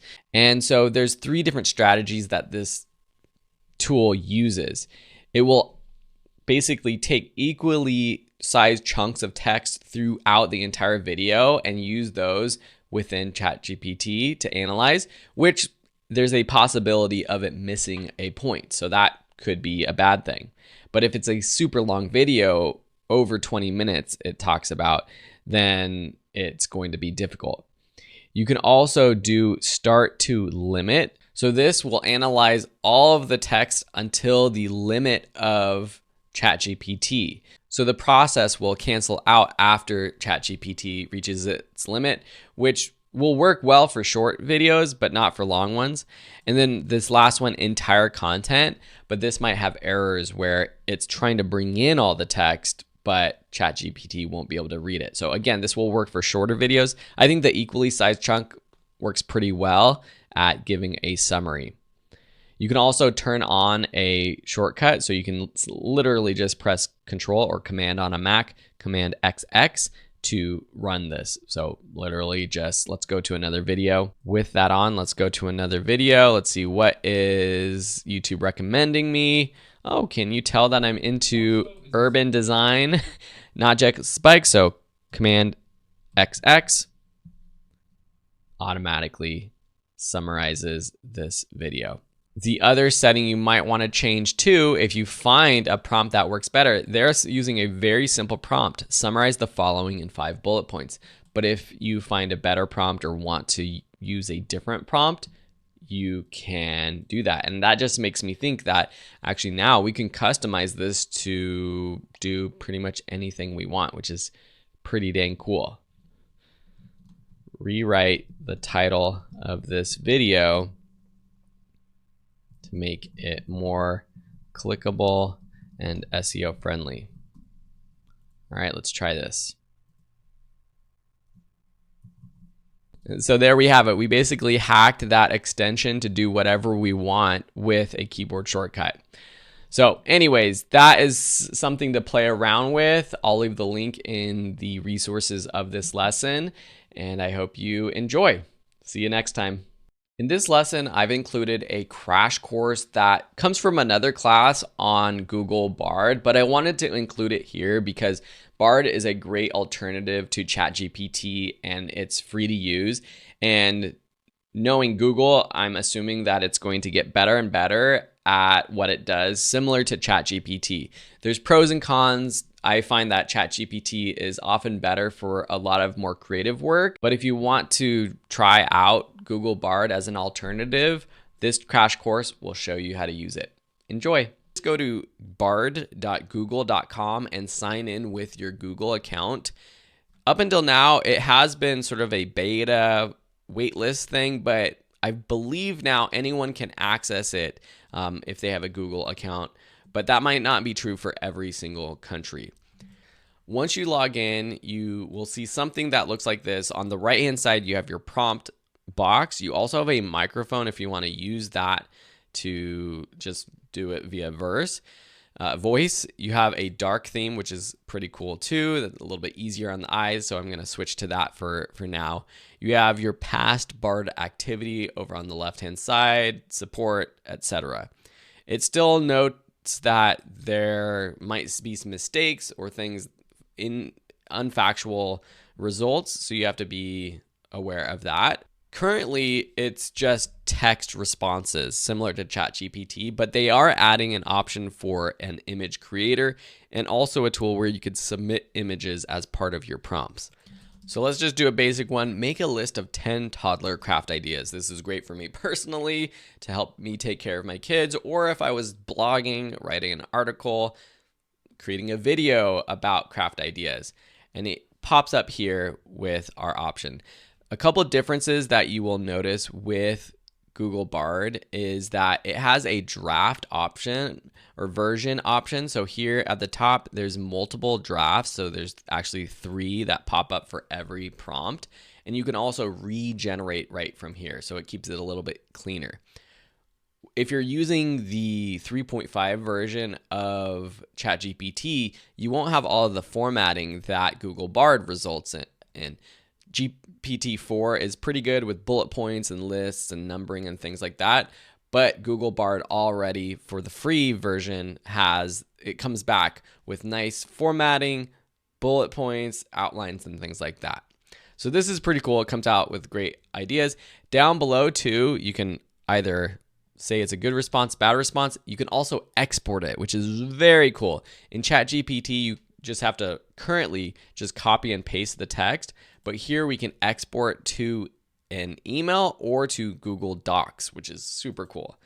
The other thing you can do is click Google it, and it will open up a search for this idea. And here you can just find directly from Google Bard their search results and go kind of compare notes if you want, or if you want to just kind of use it in conjunction with your regular search. Similar to ChatGPT, we can then prompt it for our next text that we want.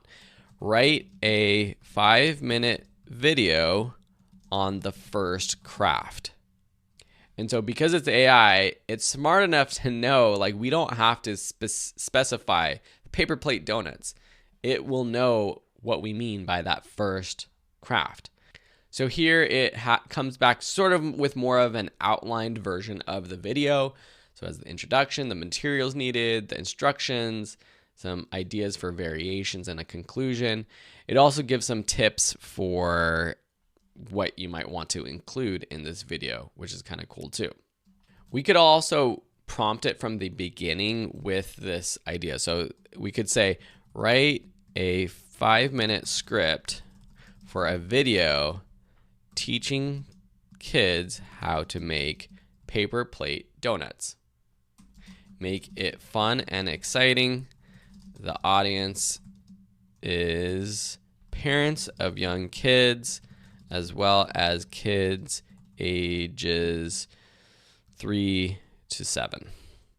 So when you're writing your prompts, you remember, you're not just asking for the content you want, but you're asking for the style that you want it to come back in. You're telling it the audience that it's writing for. And this is what we call prompt engineering, changing the prompt to get exactly what you want from it.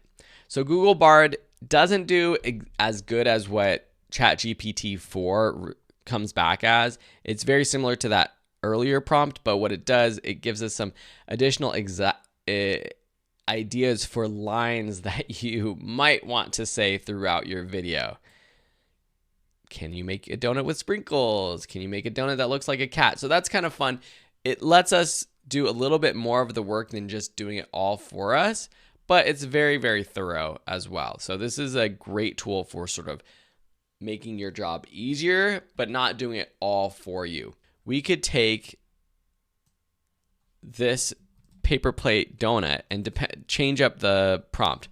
Write a 500-word article about this craft.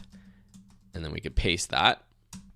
And here it has written that out in more of an article format with instructions, tips, ideas for making the paper plate donut even more fun, and it kind of concludes it. And always make sure to check out the variations. You can kind of combine the different variations to get exactly what you were looking for, or there might be one that's in a different format that is more of what you were imagining.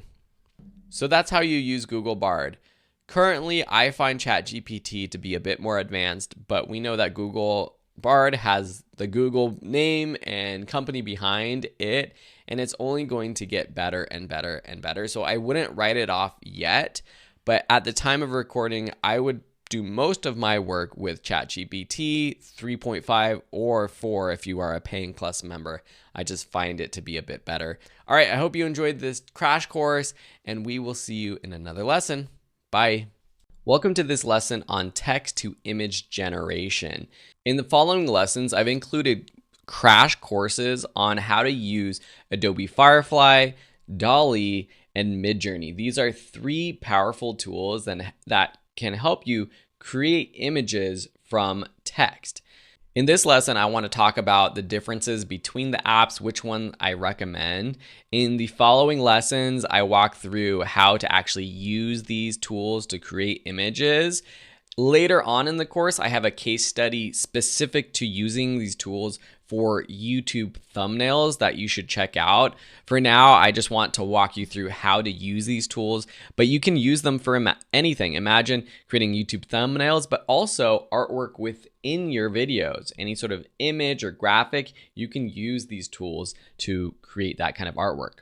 So here on the screen, you can see Adobe Firefly.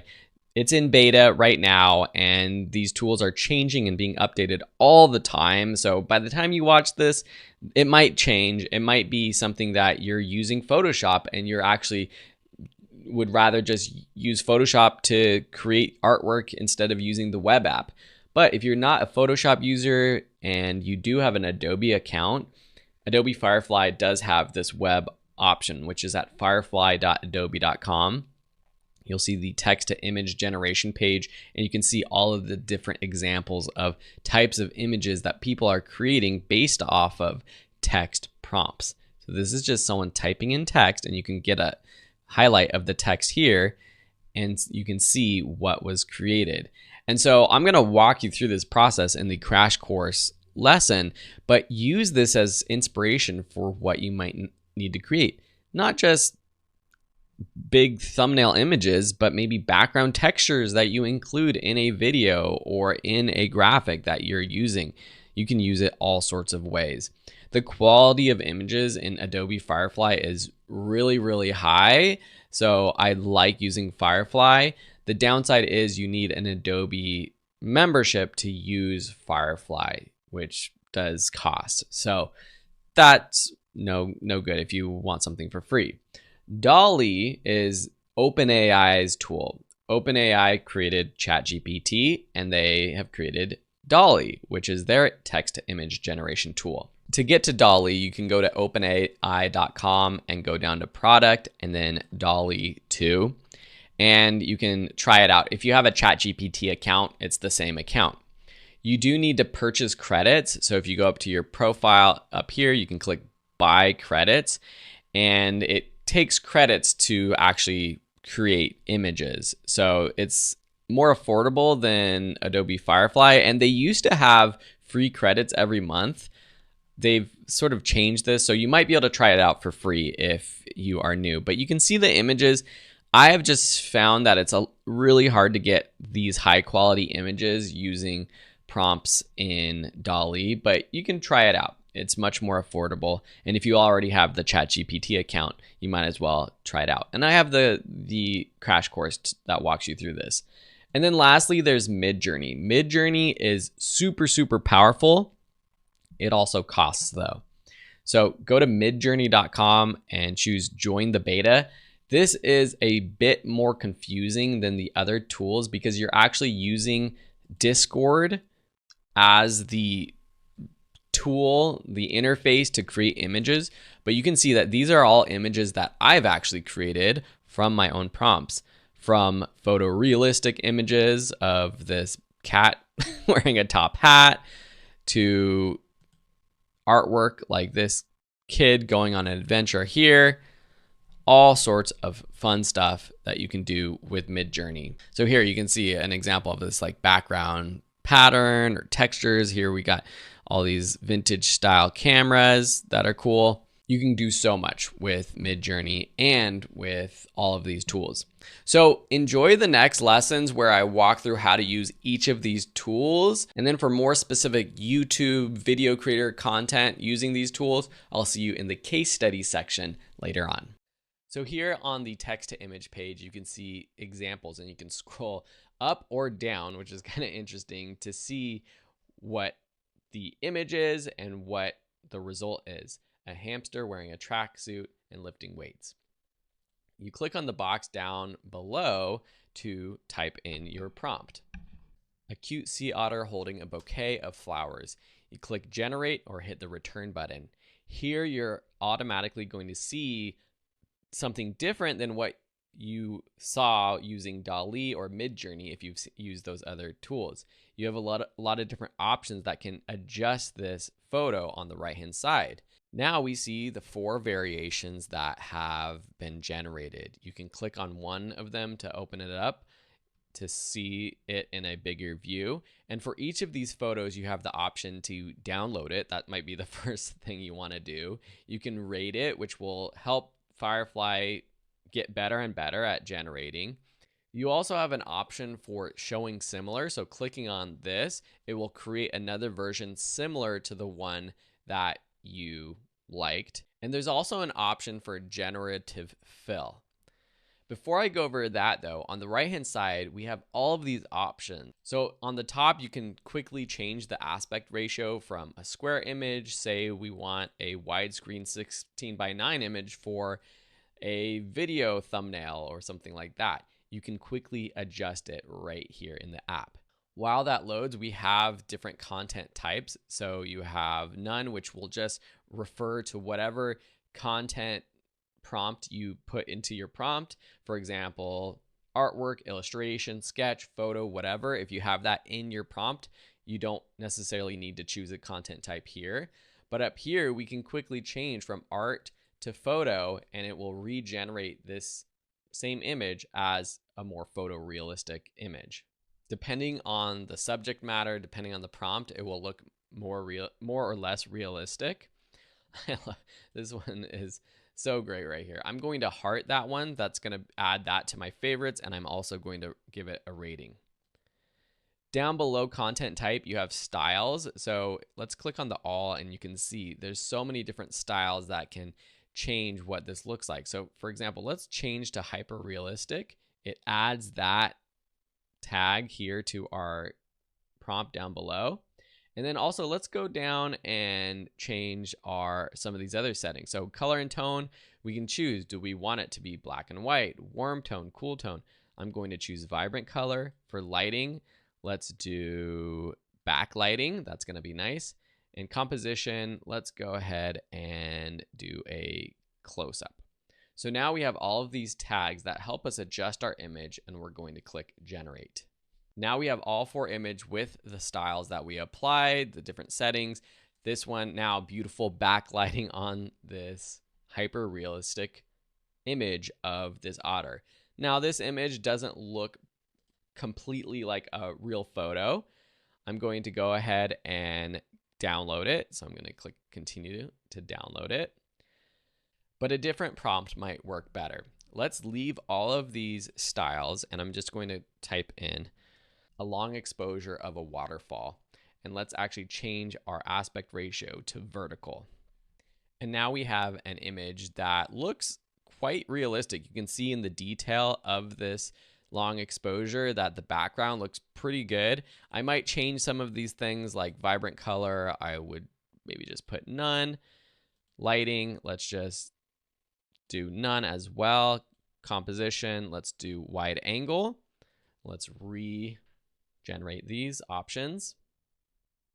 And now this image, which is the one that we were looking at before, a little bit more realistic because those colors weren't so vibrant and just not natural.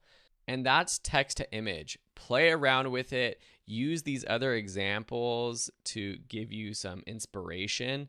And as I expand this course, I will give you lots more tips and advice for creating incredible images like the ones you see here. See you in the next lesson. Welcome to this new lesson. In this one, we're going to be looking at Midjourney. So you're going to learn how to create your own images, photorealistic images, illustrations, and so much more with this powerful tool. Go to midjourney.com, and if you click on Showcase, you can see examples of what you'll be able to do with this app, from illustrations and digital art to realistic images. You can do it all. In the past, Midjourney has had a free trial, but currently you do have to pay to get started. To sign up, you want to click the sign in button and then join the beta. Midjourney is built on the Discord application, which is a website and a downloadable computer app. It's sort of like a community chat app similar to Slack, where you can have different channels or groups or areas where you can chat. And you'll see how it works in a second. But all you have to know is that you have to sign up for a Discord account, which you can do by following the process when you click on join the beta. So if you already have a Discord account, you'll want to click already have an account and sign in. If not, you'll have to sign up for one here. Once you sign in, you can see your different Discord groups or sites that you're on. You can see that I'm in a couple. The Midjourney one is here, and here you can see all of the different channels. There's one for getting started, which is great to check into to see some instructions for getting started, and it will walk you through the process that I'm going to show you right now. To actually create an image, it's a little bit confusing, but basically what you need to do is go to any of these newbies channels. Don't worry about it, just go to the newbies channel and you'll see a stream of comments and images that other people are actually creating in real time. To create an image, you have to follow this specific process. Go to the chat box or the messages in the bottom of any of these newbies channels, type in /imagine, and you'll see the different commands start to pop up here. And so you can type in imagine or just click that imagine. And then you simply type in anything that you can imagine. An illustrated cute cat in a top hat. And similar to what we saw with ChatGPT, you can go super in depth into what the prompt is, and that's part of the magic of making the result exactly what you're imagining. But you can start with something simple. And you can see though, other chats sort of started to pop in, and what's happening is other people are doing this at the same time. This is a public feed, so other people can see what you're creating. But you see what I've done here, it's starting to populate or render.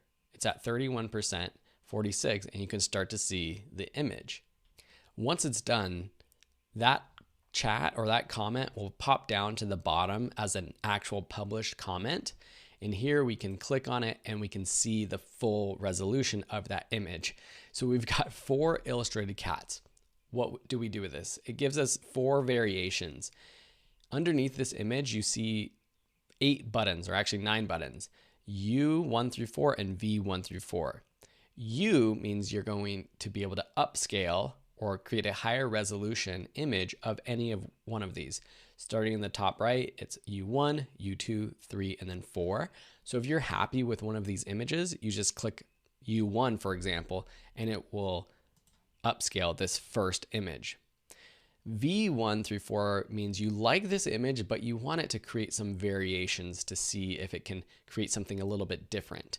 So I like this 4th one, but I want to see what it comes up with some variation. So I'm going to click V4. And then I can scroll down and I can see that it finished this one job of the first U1 upscaling. And then down below, it has my next variation job that's starting to run. There was that one other button, if I scroll up here, it's this rotating arrows button, and that's just to create 4 brand new variations. So completely start from scratch, do 4 new ones. And so now we have these 4 new variations, and from here we can upscale 1, create more variations, regenerate everything, and you can keep going and going and going. So I think that first one's pretty darn cute with its little paws coming out, so I'm going to upscale that one. Once it's upscaled, you can either download it by just simply clicking on it, right-clicking and choosing to save to your computer, or you can click web right here. And from here, you could also see you have a make variations button too. If I click on the web button, what's going to happen is it's going to open up the Midjourney site where you can sign in with your account that you created already, your Discord account. And here we have our Midjourney library, and it's loading all of the images that I've created in the past and saved to my account. And here it opens up, and from here we can save it, we can favorite certain ones that we like, we can share it with people. It gives us the information, and it also gives us some related images that you might be interested in looking at. And then back on our profile, if you exit out of that image, you can see all of the ones that we have saved to the web. So this is a great, clean way, easy way to save photos for using later. There's also another way to create images, which I find a little bit more organized and easier to work with. If you click on the direct messages button up here, and then you click find or start a conversation, you can type in Midjourney and find the Midjourney bot. And here you can see that I have an organized thread with all of my own creations. So this is not competing with a bunch of other Midjourney users. It's all right here. So again, we type in /imagine, / that is.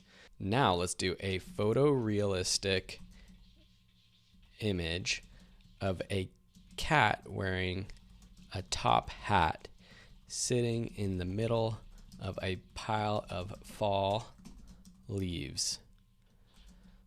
the background is blurry. It is a photo shot at sunset with beautiful golden hour light. This is where you can get super detailed with exactly what you want your image to look like.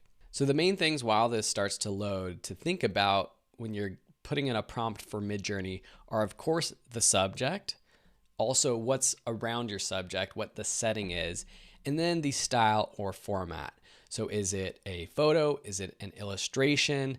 Is it a sketch? Is it digital art? Is it in a particular style? You can reference other photographers or periods of arts. You can be impressionistic or abstract, modern pop art, anime or manga style. You could reference popular historical photographers, and you can reference camera models, camera lenses to use.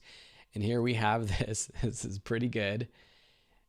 And there's obviously something about these images that look fake because it's sort of a magical idea. But in terms of the quality of the image, the cats themselves look pretty darn realistic. I'm going to do some variations for this variation 4. The light is beautiful. It captured exactly what I was going for. And if I didn't have the top hat in there, it would look almost like a real photo captured at a perfect time with perfect lighting, edited really well. And you can only imagine what in the next year, 2, or beyond, these tools are going to be able to do. And you'll also notice that depending on how many people are using the system, sometimes it takes longer or shorter for your images to actually pop up and be created. So these are all pretty darn good. I kind of actually like this original one right here. So I'm going to upscale that 4th option, and I'm going to save that to my Midjourney account. Something to note about the direct messaging option, though, is that your images can still appear on the public Midjourney site. They pull images that are great, that are then rated well, and they might showcase it. So depending on what you're creating, it's not a private option. You have to pay for, I think, the top tier account on Midjourney to do what's called stealth mode, which is private, having all of your images private. So just be aware of that. Awesome. So that is a quick crash course into Midjourney. In the next video, we're going to learn how to use our own images to create cool, fun variations of those images, and also how to use an image that Midjourney created to create a second image or a third image in a series. Welcome to this crash course on DALL-E. DALL-E is an image generation tool similar to Midjourney, and it's put out by OpenAI, and it's a very simple tool to use.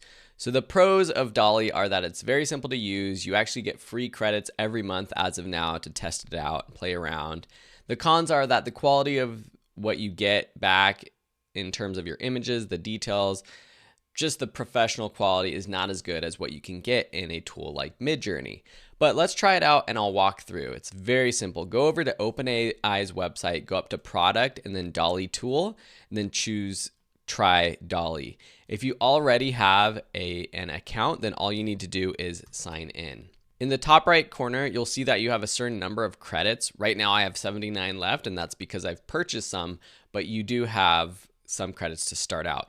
At the top of the page, you have a search bar where you put in a prompt. You have an option to upload an image to edit. And then you also have some samples, which are great to look at to see sort of the examples of the prompts that were used. These images, they pick some of the top ones that have come back from the tool, and that's makes sense. But I found that it's just not as easy to get a great quality image, especially more of like the photorealistic images with DALL-E. However, let's go ahead and try. So I'm going to show you a basic prompt, then we'll talk through some more advanced prompts. So a basic prompt would be a fox in a forest. It's going to load through. On the right hand side, you can see the history of images that you've generated, and you can see that I've tested out a few different ones over there. And so here we have some basic fox images that look okay, especially when they're smaller. When you open them up like this, and you can open them up and then click through, you start to see that they don't look as high quality as what we saw on Midjourney in that section of class if you've watched that. So what we need to do is add some more detail to the prompt. And again, watch the Midjourney lessons because you can use the same prompt ideas here. So what I'll add now is a photo of a fox in a forest. Professional wildlife photography. I'm going to even put the focal length of the lens being used. So I'm going to put in 300mm lens, which is like a big telephoto lens where you can zoom in far into wildlife. I'll put beautiful lighting, sunset, back lighting, and photorealistic. Now let's generate it and we'll see what the results are. Once you get your 4 results, you can make variations of those images. So here we have photos that look a little bit more artistic, right? So here from this view, look better. Beautiful sunset, that backlighting hitting the fur in this one, but the eyes, the face of the fox, it just doesn't look great. And that's where DALL-E fails as of now. I'm sure in the future the tool is going to get better. But here what we can do is create variations. So what we can do is just click on an image that we like and then choose to create variations. And then it will create 4 images based off of that photo. One cool thing about DALL-E, different than Midjourney, is it has a bit of a photo editing aspect or image editing aspect to it. So here we see just doesn't look amazing, right? So let's try a different prompt to see what we can come up with that might look better. And I think some of the more illustrations, the 3D renders, that kind of stuff looks better with DALL-E. So what I will do is a cute 3D render of a penguin in the South Pole. We'll just do that. Okay, so we've got a few options that might work. Let's go ahead and click on this one. The eyes don't look good. Let's click on variations to see if we can fix that. Get a new variation. You can see tips down below that pop up. All right, so maybe our penguin's just going to be closing their eyes, and that's fine. We can start from here and I'll show you how to edit a photo. So of course you can download by clicking the download button, or we can click edit. One of the things that we have is called outpainting, or adding a generation frame down here. So we can click this plus frame and now we can add to this photo. So say we want to add more context to the left of this image, we can click there and then choose generate. And we could even type in what we want. A polar bear, I don't know, in the South Pole, swimming near an iceberg. 3D rendering of generate. You also have tools here to add an image. So if you have graphics or images you want to add to your generation or to your image, and then also an erase tool where you can erase something. So here we have now a polar bear and it has variations, so we can click through. So this one followed it with the in swimming. This one's kind of cool though. I kind of like that one, so I'm going to accept that one. We can erase things. So say we don't like this cloud or something, we can click the eraser and we can erase that cloud. And now we would have to add a generation frame, put it behind, or we can extend it here and we'll say of 3 baby penguins playing with a fish. And it should fill in that erase spot and then continue the generation. You don't have to generate more. You could just generate what's behind that erase spot and it should do it. All right, so here's our variations. So we're not going to be competing with DreamWorks or Pixar yet, but okay, not terrible. Okay, kind of funny. Okay, so let's just accept that. From here, we can download the image if we want to our desktop. Cool. All right, so let's go back. So here we have all of our variations. You can see this was a different prompt, 3D render of a cute penguin, solid light blue background, and then I added the details of different applications that create 3D renders to add some of that detail. A couple others that I actually liked. So here is a Yosemite Valley in the style of vector artwork. So this one came out pretty cool, I thought. Here was a high quality photo of a camera. Again, it's not what you would get back with the same exact prompt with Midjourney. Still, it's a good tool to know how to use. You can see that some of these other images look pretty good. So let's go ahead and try to copy this. A Van Gogh style painting of an American football player. A Van Gogh style painting, a woman playing guitar.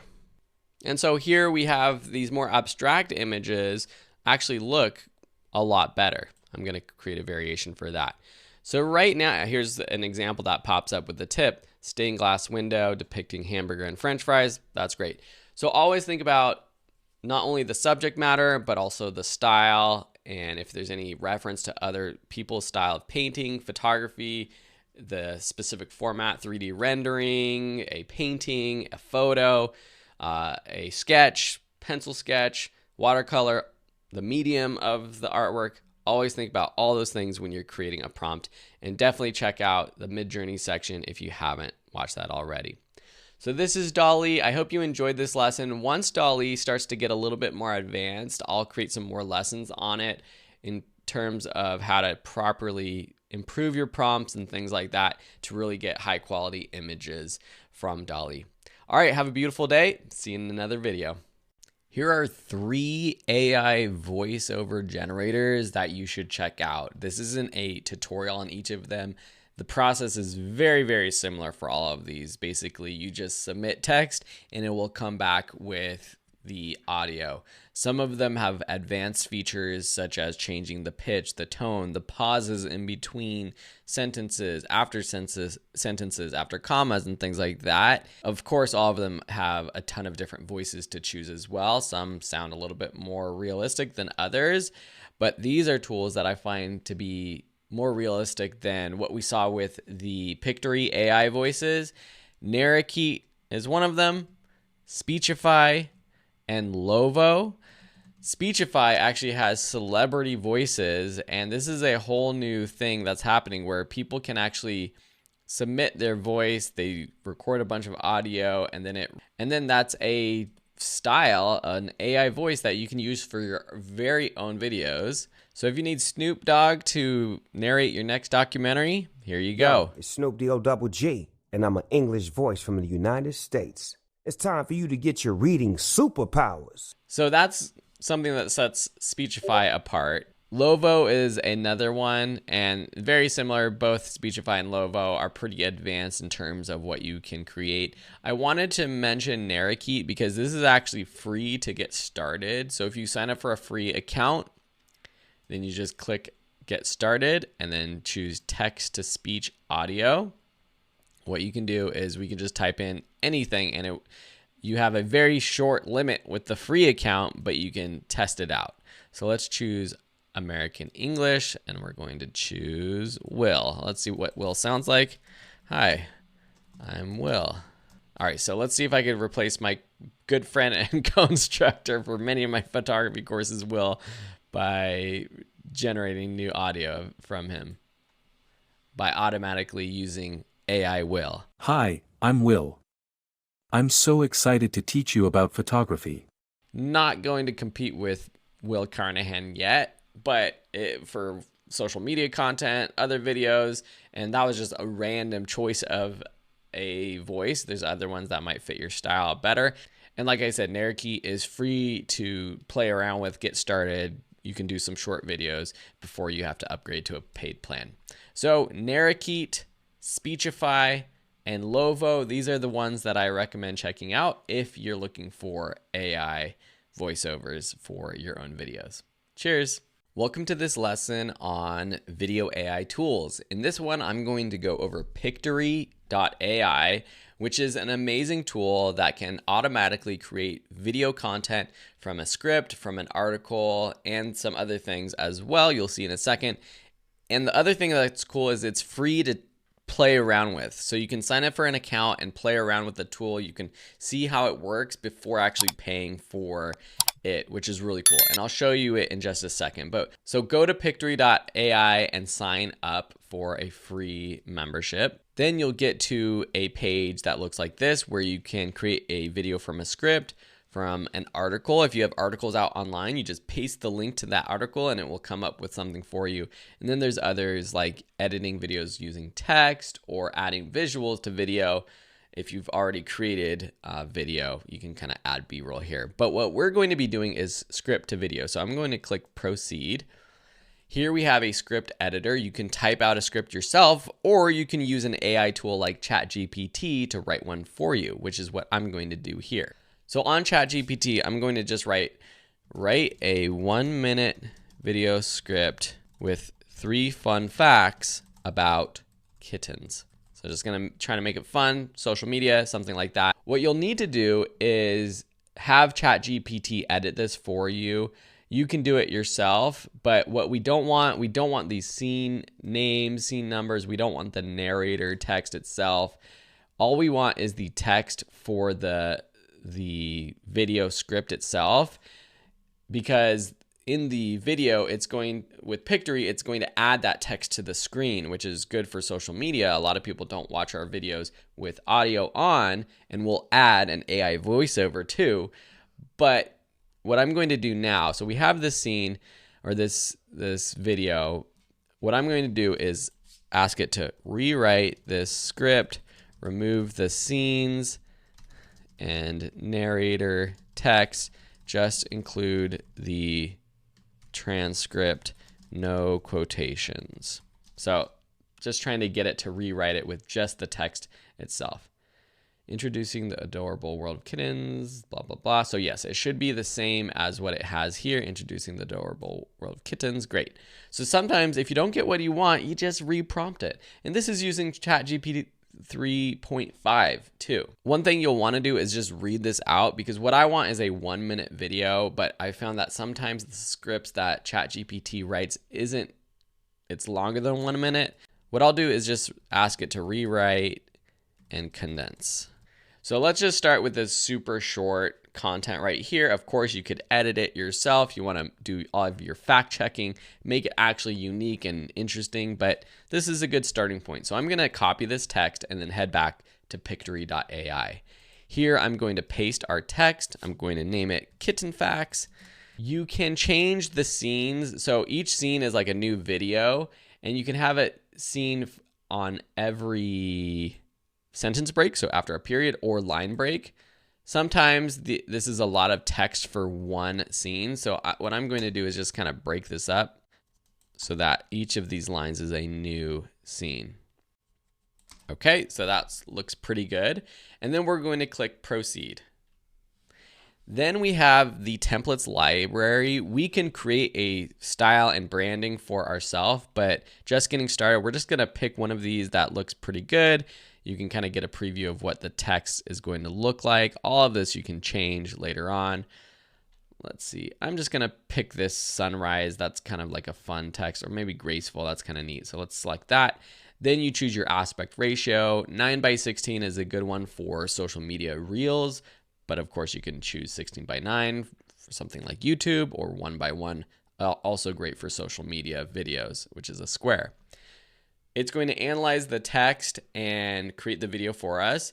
So that was really quick. And now we're on the editor where we can make changes, because it's not perfect yet. But what we can do is get a preview of what's happening. So over on the right-hand side, if we click preview, we can see what's happening for each scene. It adds music for us, which we can change. But obviously we can't see these kittens' faces. So what we're going to do is we're going to kind of go in and move these videos around so that we can see what they look like. Now 9:16 is a vertical format, which is kind of hard for some video content, especially stuff that you might find on a stock video site like Storyblocks, which is what's being used. And you might just find these random videos that don't work, but we can quickly change those. So down below, I know I'm going through this fast, but down below on the bottom right, you have sort of your timeline of the video, and you go to each scene, and then on the left is where you can find all of the different elements to change. So visuals, for example, we can type in, let's just type in kittens, because really what we want for this video is just kitten videos. Here we can just click on the video and it will apply to this scene. We can go to the next one. We can go here, click, move it around. And then that's pretty much it for finding your video. You would just go through each scene, make sure it's the right video for that scene.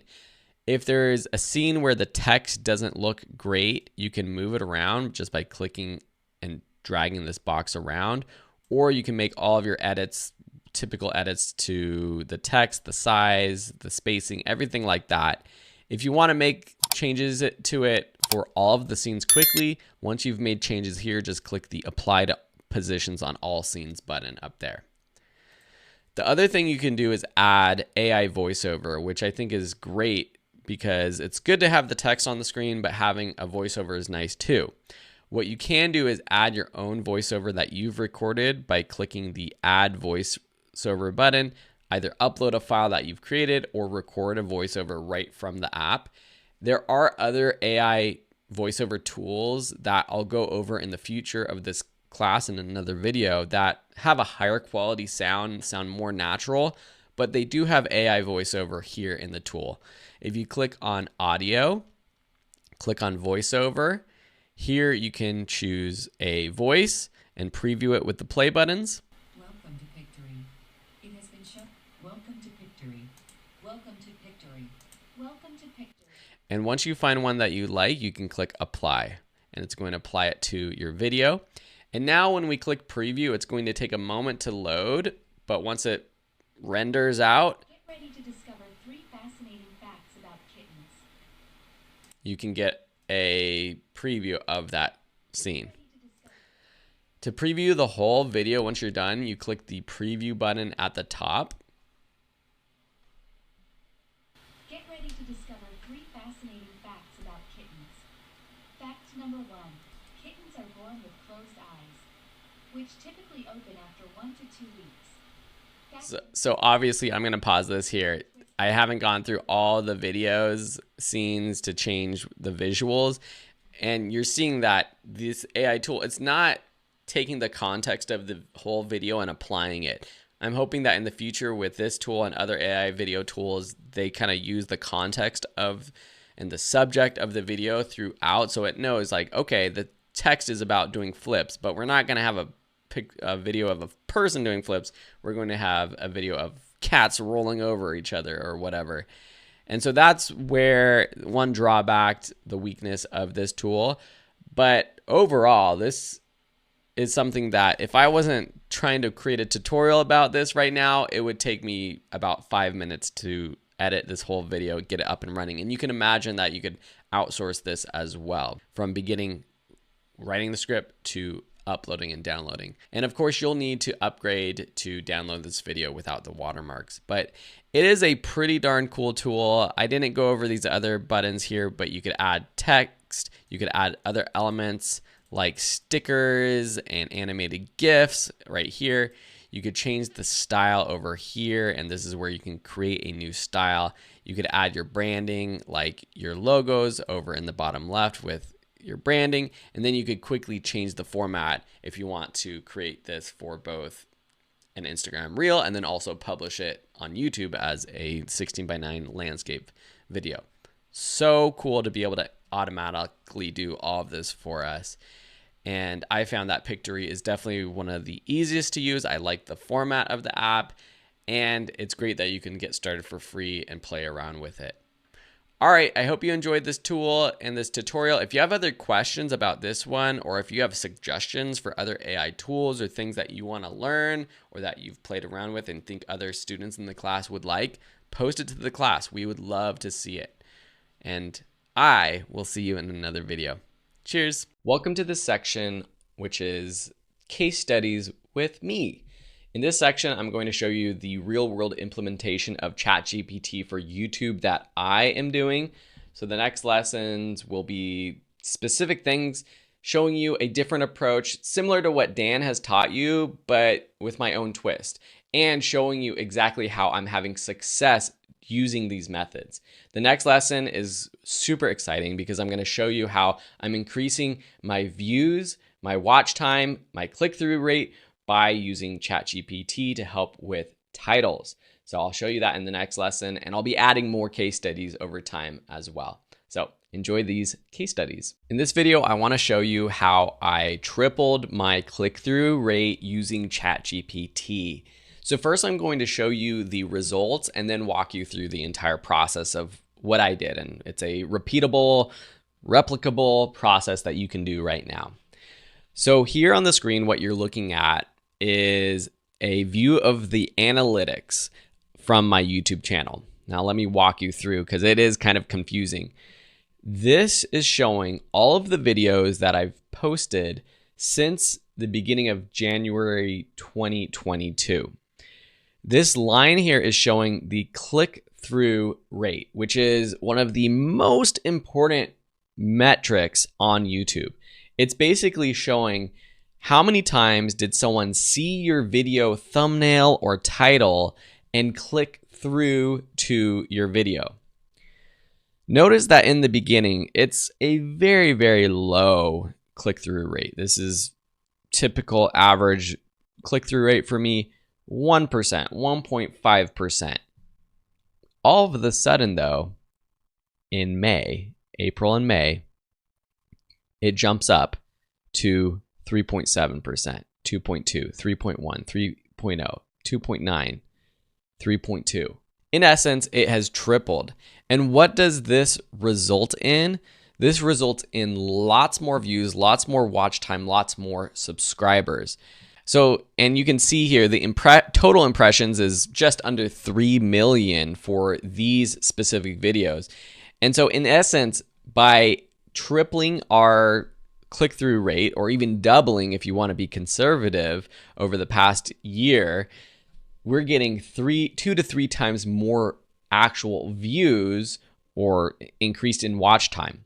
Okay, so that's pretty impressive. What happened here that changed this? I used ChatGPT to update the titles for all of these videos. Again, I'm going to walk you through this entire process, but here we have the original title in the left-hand column, and on the right-hand column, the new title that ChatGPT recommended. And I went through and I changed all of the titles to what ChatGPT recommended for all of my videos published since the beginning of 2022. And that's how we can tell that this experiment is working compared to the rest of my videos. Here is my click-through rate for all of my videos published prior to January 2022. The click-through rate is actually higher, which is great, but we're not getting that same bump that happened in April, May with these newer videos. So let's walk through the entire process of how I did this. First, let me show you the prompt that I used so that if you want to just do this with one video, you can. I will show you how to get a list of all of your YouTube titles to be able to just copy and paste into ChatGPT to do it in a bulk method that I did. But the basic prompt is, you are a YouTube content creator, rewrite these titles to make them more clickable, more SEO friendly, and optimized with keywords. Each title should have one emoji. I just included that to make it more visually interesting and what I assume is more clickable. And I also included in my prompt, this is a list of YouTube titles, because I included a list of all of my YouTube titles. And I did it in a batch of, I believe, like 25 or 50 videos at one time. Actually, I have the whole list. Yeah, almost 45 in this first one. And so then it gave me this list. And then I had it repeat it for the next list and the next list, etc. And you can see that it just repeated this. I asked it to rewrite this list without the numbering and quotation marks so that I can simply copy and paste this. And I copied it and pasted that into an Excel file. And here is this Excel file or Google Sheets file. And I had a column with all of my original names on the left and then all of my new names on the right with the link. And then I just went into my YouTube Studio.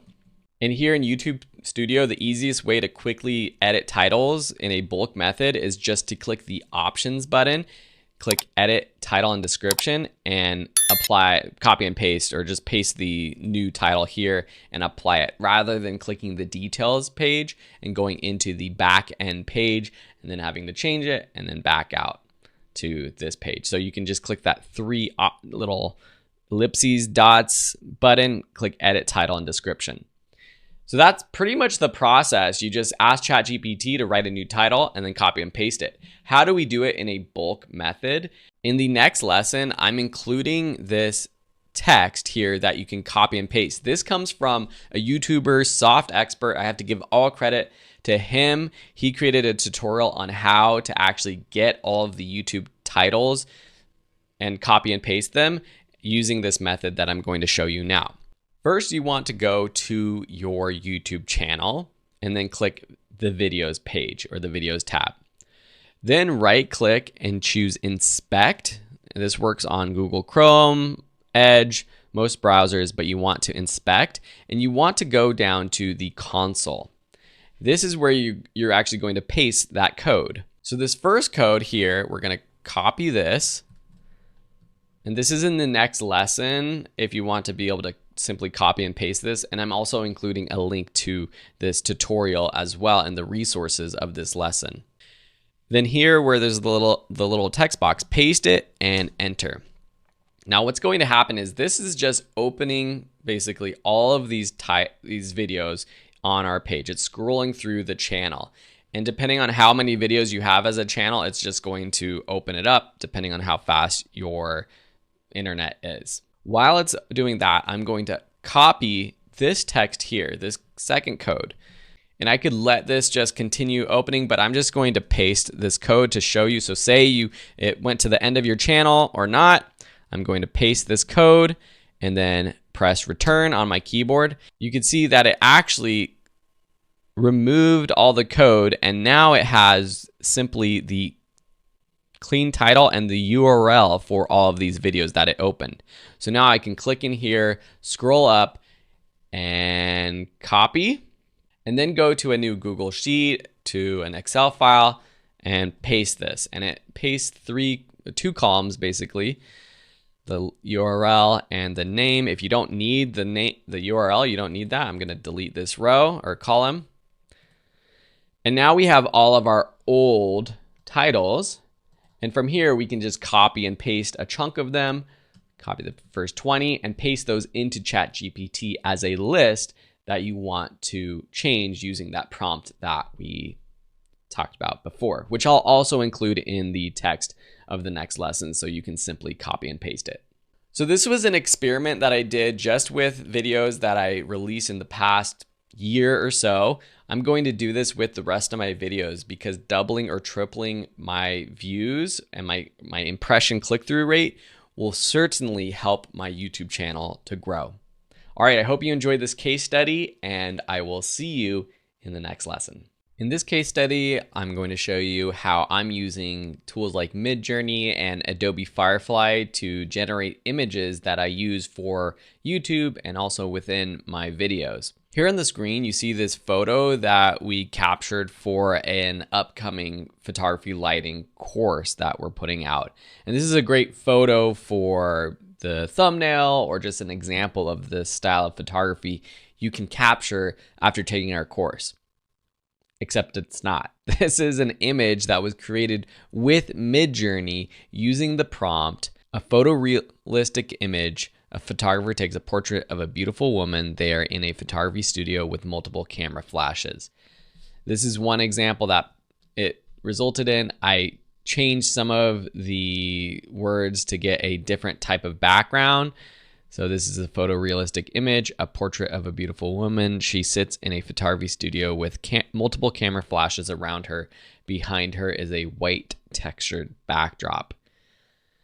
It's kind of scary because this image itself is almost replacing what we do as photographers. Of course, this is an AI person that was generated and not a photo of an actual person that might want their portrait taken, but it's still something that could potentially be used as an example within a class of different styles of lighting.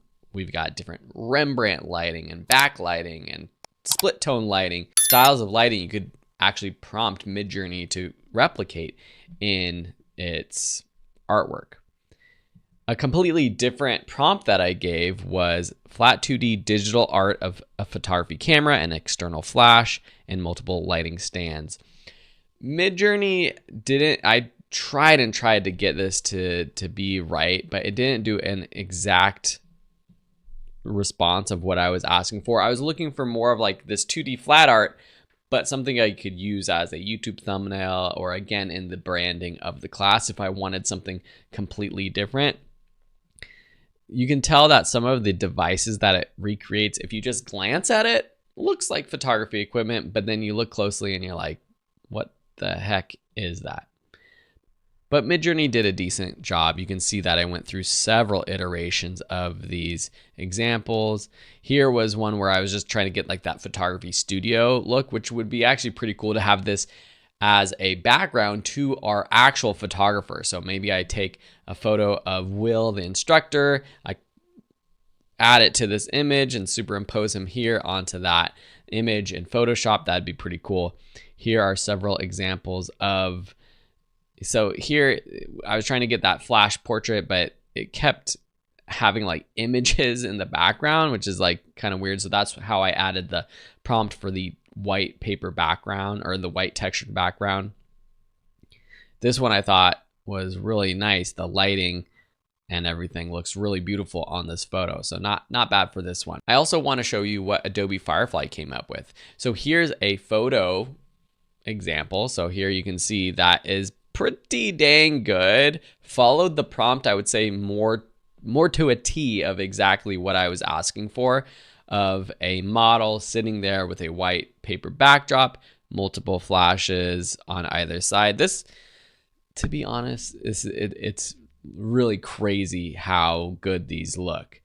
And so it did a pretty good job at recreating people and taking flash portraits of people. And in prompting it to do that flat 2D art image of an external flash with lighting stands, I think that it did a better job. Like this middle one looks pretty good. And the thing is that you can always take this, and if you know a little bit of Photoshop, you can take elements of this image and edit it to be exactly what you're looking for. Here's another example. I like this bottom left one of a camera and a flash. That could definitely be used. And then here was the photography studio in that setup. I really like this bottom right one. That looks pretty dang cool. I could totally use that for part of a YouTube thumbnail or even within a class, you know, if I'm doing slides or things like that, this could be really cool. The last thing I want to show you that I used Adobe Firefly for, but you could use any of these tools, is to create textures. So here are all these cool textures that I created, from crumpled paper to film dust and scratches, grunge, halftone dot texture, abstract paintbrush textures, old newspaper textures, paper textures. These are things that you could put together to create a really cool motion graphic style in your videos. I'm going to do a little tutorial on how to do that coming up in the next lesson right within Premiere Pro. So check that out if you're interested in it. But these are textures that you might be able to find some of this stuff for free, or you'd have to pay for some of this high quality stuff on a stock site. And now you can just basically create it from scratch using these AI tools, which is awesome. So I'm going to show you that in the next one of the next lessons. But this is just some ideas for how I would be using Adobe Firefly and Midjourney and these text to image generation tools for my own video creation. All right, see you in another lesson. In this case study, I'm going to show you how I'm using ChatGPT to help analyze my own YouTube content and give me ideas for the next video topics I should create. One of the problems I've always struggled with my particular channel is that I like to teach all kinds of things, from photography to video to marketing and business to ChatGPT and AI tools. And really focusing on one area has been my weakest point as a YouTuber, admittedly. So if I wanted to improve my YouTube channel, what I would do is try to figure out one area to focus on within my topics. And here's how I'm doing that with ChatGPT right now. I've provided a list to ChatGPT of my most popular YouTube videos that I published in the past year, from most to least popular. I got this list using analytics. I'll show you how to do that on YouTube in just a second. But the first thing I did was I just asked ChatGPT to confirm that they understand that this is a list from most to least popular of my YouTube videos over the past year. Then I asked ChatGPT, based off of this list, what are the 10 most popular topics that I could make videos on? And it gave me sort of buckets of topics.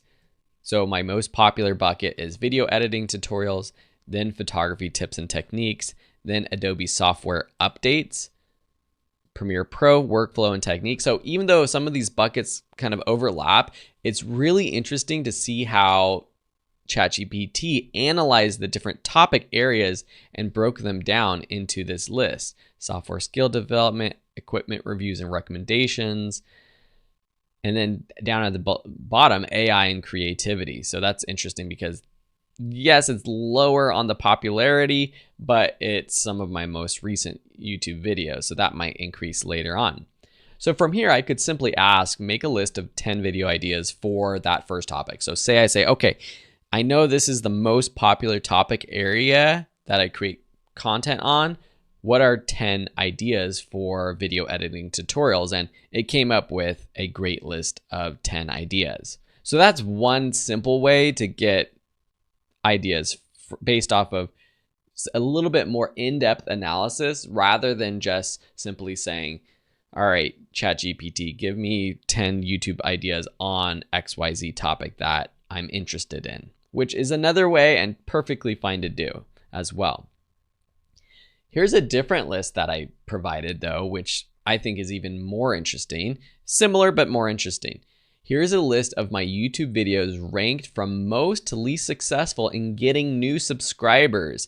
And again, this is from a list from the past year. So I didn't do all 10 plus years of my YouTube history, but really looking at the past year helps me understand, because this is topics that I'm currently interested in creating content about.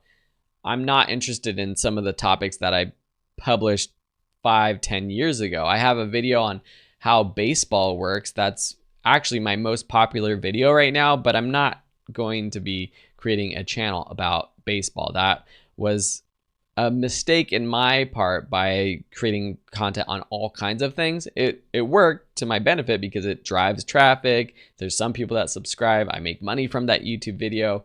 But in terms of having one really strong topic for my channel, that doesn't help. So anyways, ChatGPT understands that this is a list of my videos from the past year that have converted. These are videos not just from the past year, but these are the ones that have converted the most subscribers in the past year in order. I then asked, again, what are the most popular topics that convert viewers to subscribers for my channel based on this list?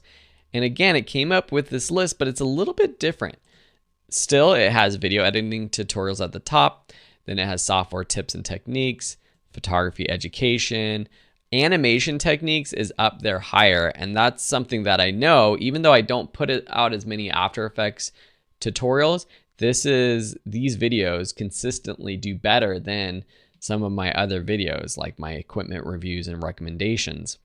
What's not on this list yet is that AI topic, but it came up with a couple other ones like graphic design and illustration.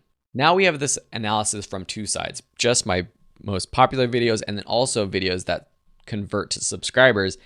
And video editing is still that top topic. So if I wanted to focus on one topic that will grow my YouTube channel based off of past success, it's on video editing. And so I asked, what are 10 popular video ideas for video editing tutorials? And so it came up with this list, which is similar to that previous list that it came up with. That list was using ChatGPT 3.5. I wanted to use the browser option with the web browsing option. So I copied that list into a new chat. So I have this list again, video editing tutorials, software tips. You saw this just a second ago.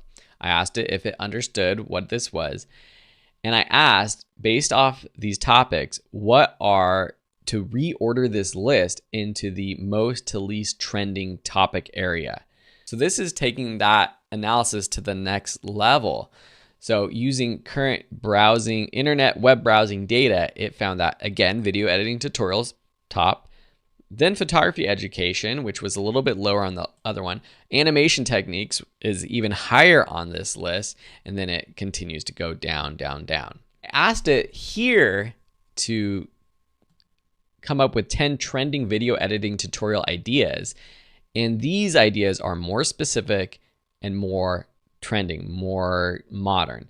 So creating and editing short form video content, vertical video editing, live video editing, AI powered video editing, inclusive video editing for metaverse realities, simplicity in video editing. Some of these, I feel like it's taking just general trending topics and combining it with video editing, which I'm not really sure is the right way to go about it. And so I asked it to recreate this list with more specific ideas.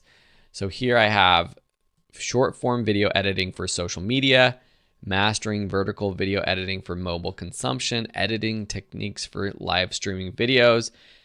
Still similar, but a little bit more specific in the topic and the title of the video.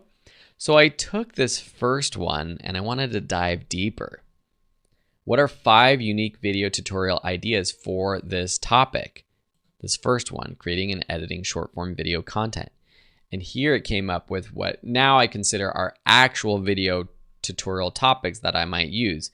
Mastering the art of the transition, typography in motion, engaging text overlays in short form videos, sound design for short form videos, making every second count, etc., etc. And then I even broke it down even more because that first one, mastering the art of the transition, you could create dozens of tutorials on that. And so I asked, what are 5 different types of video transitions related to this topic? Instead of just asking what are 5 ideas for videos about this topic, I knew what it should be going for. Different video transitions. Each tutorial could be a different transition. So I asked that, what are 5 types of video transitions that can be particularly effective for short form content? Cut, on action, match cut, jump cut, cross dissolve, wipe. Very similar to general transitions, but still diving deeper and deeper with the analysis to help me understand what my next YouTube videos can be. So this really helps me to understand where my channel is and where I should take it from here. Let me head over to YouTube and just quickly show you how you can get those lists that I was able to copy and paste here. All right, so here I'm on the general analytics page. If I just click on views and see more, it takes me to a page with my most popular videos. And so from here, I can change the date. So I did the last 365 days, which is the past year. And then here it provides a list from most views to least views of my most popular videos. It has this one up here, which includes ad views. So I'm not going to include that. But what I can do is click this little export current view button, click Google Sheets, and it will actually open up this list in this chart with the views. And here's another way you can get your title. So if you watch the case study on how to get all of the titles from your YouTube channel, that is one way, but you could also do it this way if you have fewer than 500 videos, which probably many people have fewer than 500 videos. You just have to order it in the date, which you could actually reorder here, which is pretty cool. So actually I just figured out a better way, potentially an easier way for your own channel to get the list of titles. But now we have it ordered in most views. You could even change the order for any of these other metrics here. So we have subscribers. So I can right click this, sort sheet A to Z. I believe that should work, or actually it would be Z to A for most subscribers. So now we have that list of videos from top to most to least subscribers. So let me fix this up just a little bit. So we have 221 subscribers for this video. Again, that's my baseball video, which I don't really care about, so I'm gonna not include that. But now we have here, starting with how to export an MP4 file from After Effects down to whatever. I found that there's definitely a limit, so I only included 100 videos, which I think is like enough data. Some of these videos, once I get past 100, it's only driving 8 subscribers, 7 subscribers or less in the past year. So that's how you can do that. If you want, you can go back to YouTube though and change these metrics. So here I have in the past 365 days, most views, but say I want to know my most recent content. So let's go and say filter by publish date, and let's go videos published since January 2021 to the current date. And now we have a new list of my most popular videos that are recent videos. And this might be better data to use based off of the topics you're currently creating videos on. So that is one way that I'm using ChatGPT to come up with my next video topics. I know this was in depth and sort of analytical, but hopefully it gives you some ideas of how you can also use ChatGPT to improve the video topics you're making videos about. Awesome. See you in another lesson. Well, we did it. We made it to the end of the class, and I want to thank you from myself, from Dan. Thank you so much for being here and watching through this class. I hope this class wasn't too long or intense. The fact of the matter is that we're trying to teach you how to be more efficient and more productive as a video creator. And so this class was hopefully doing that for you.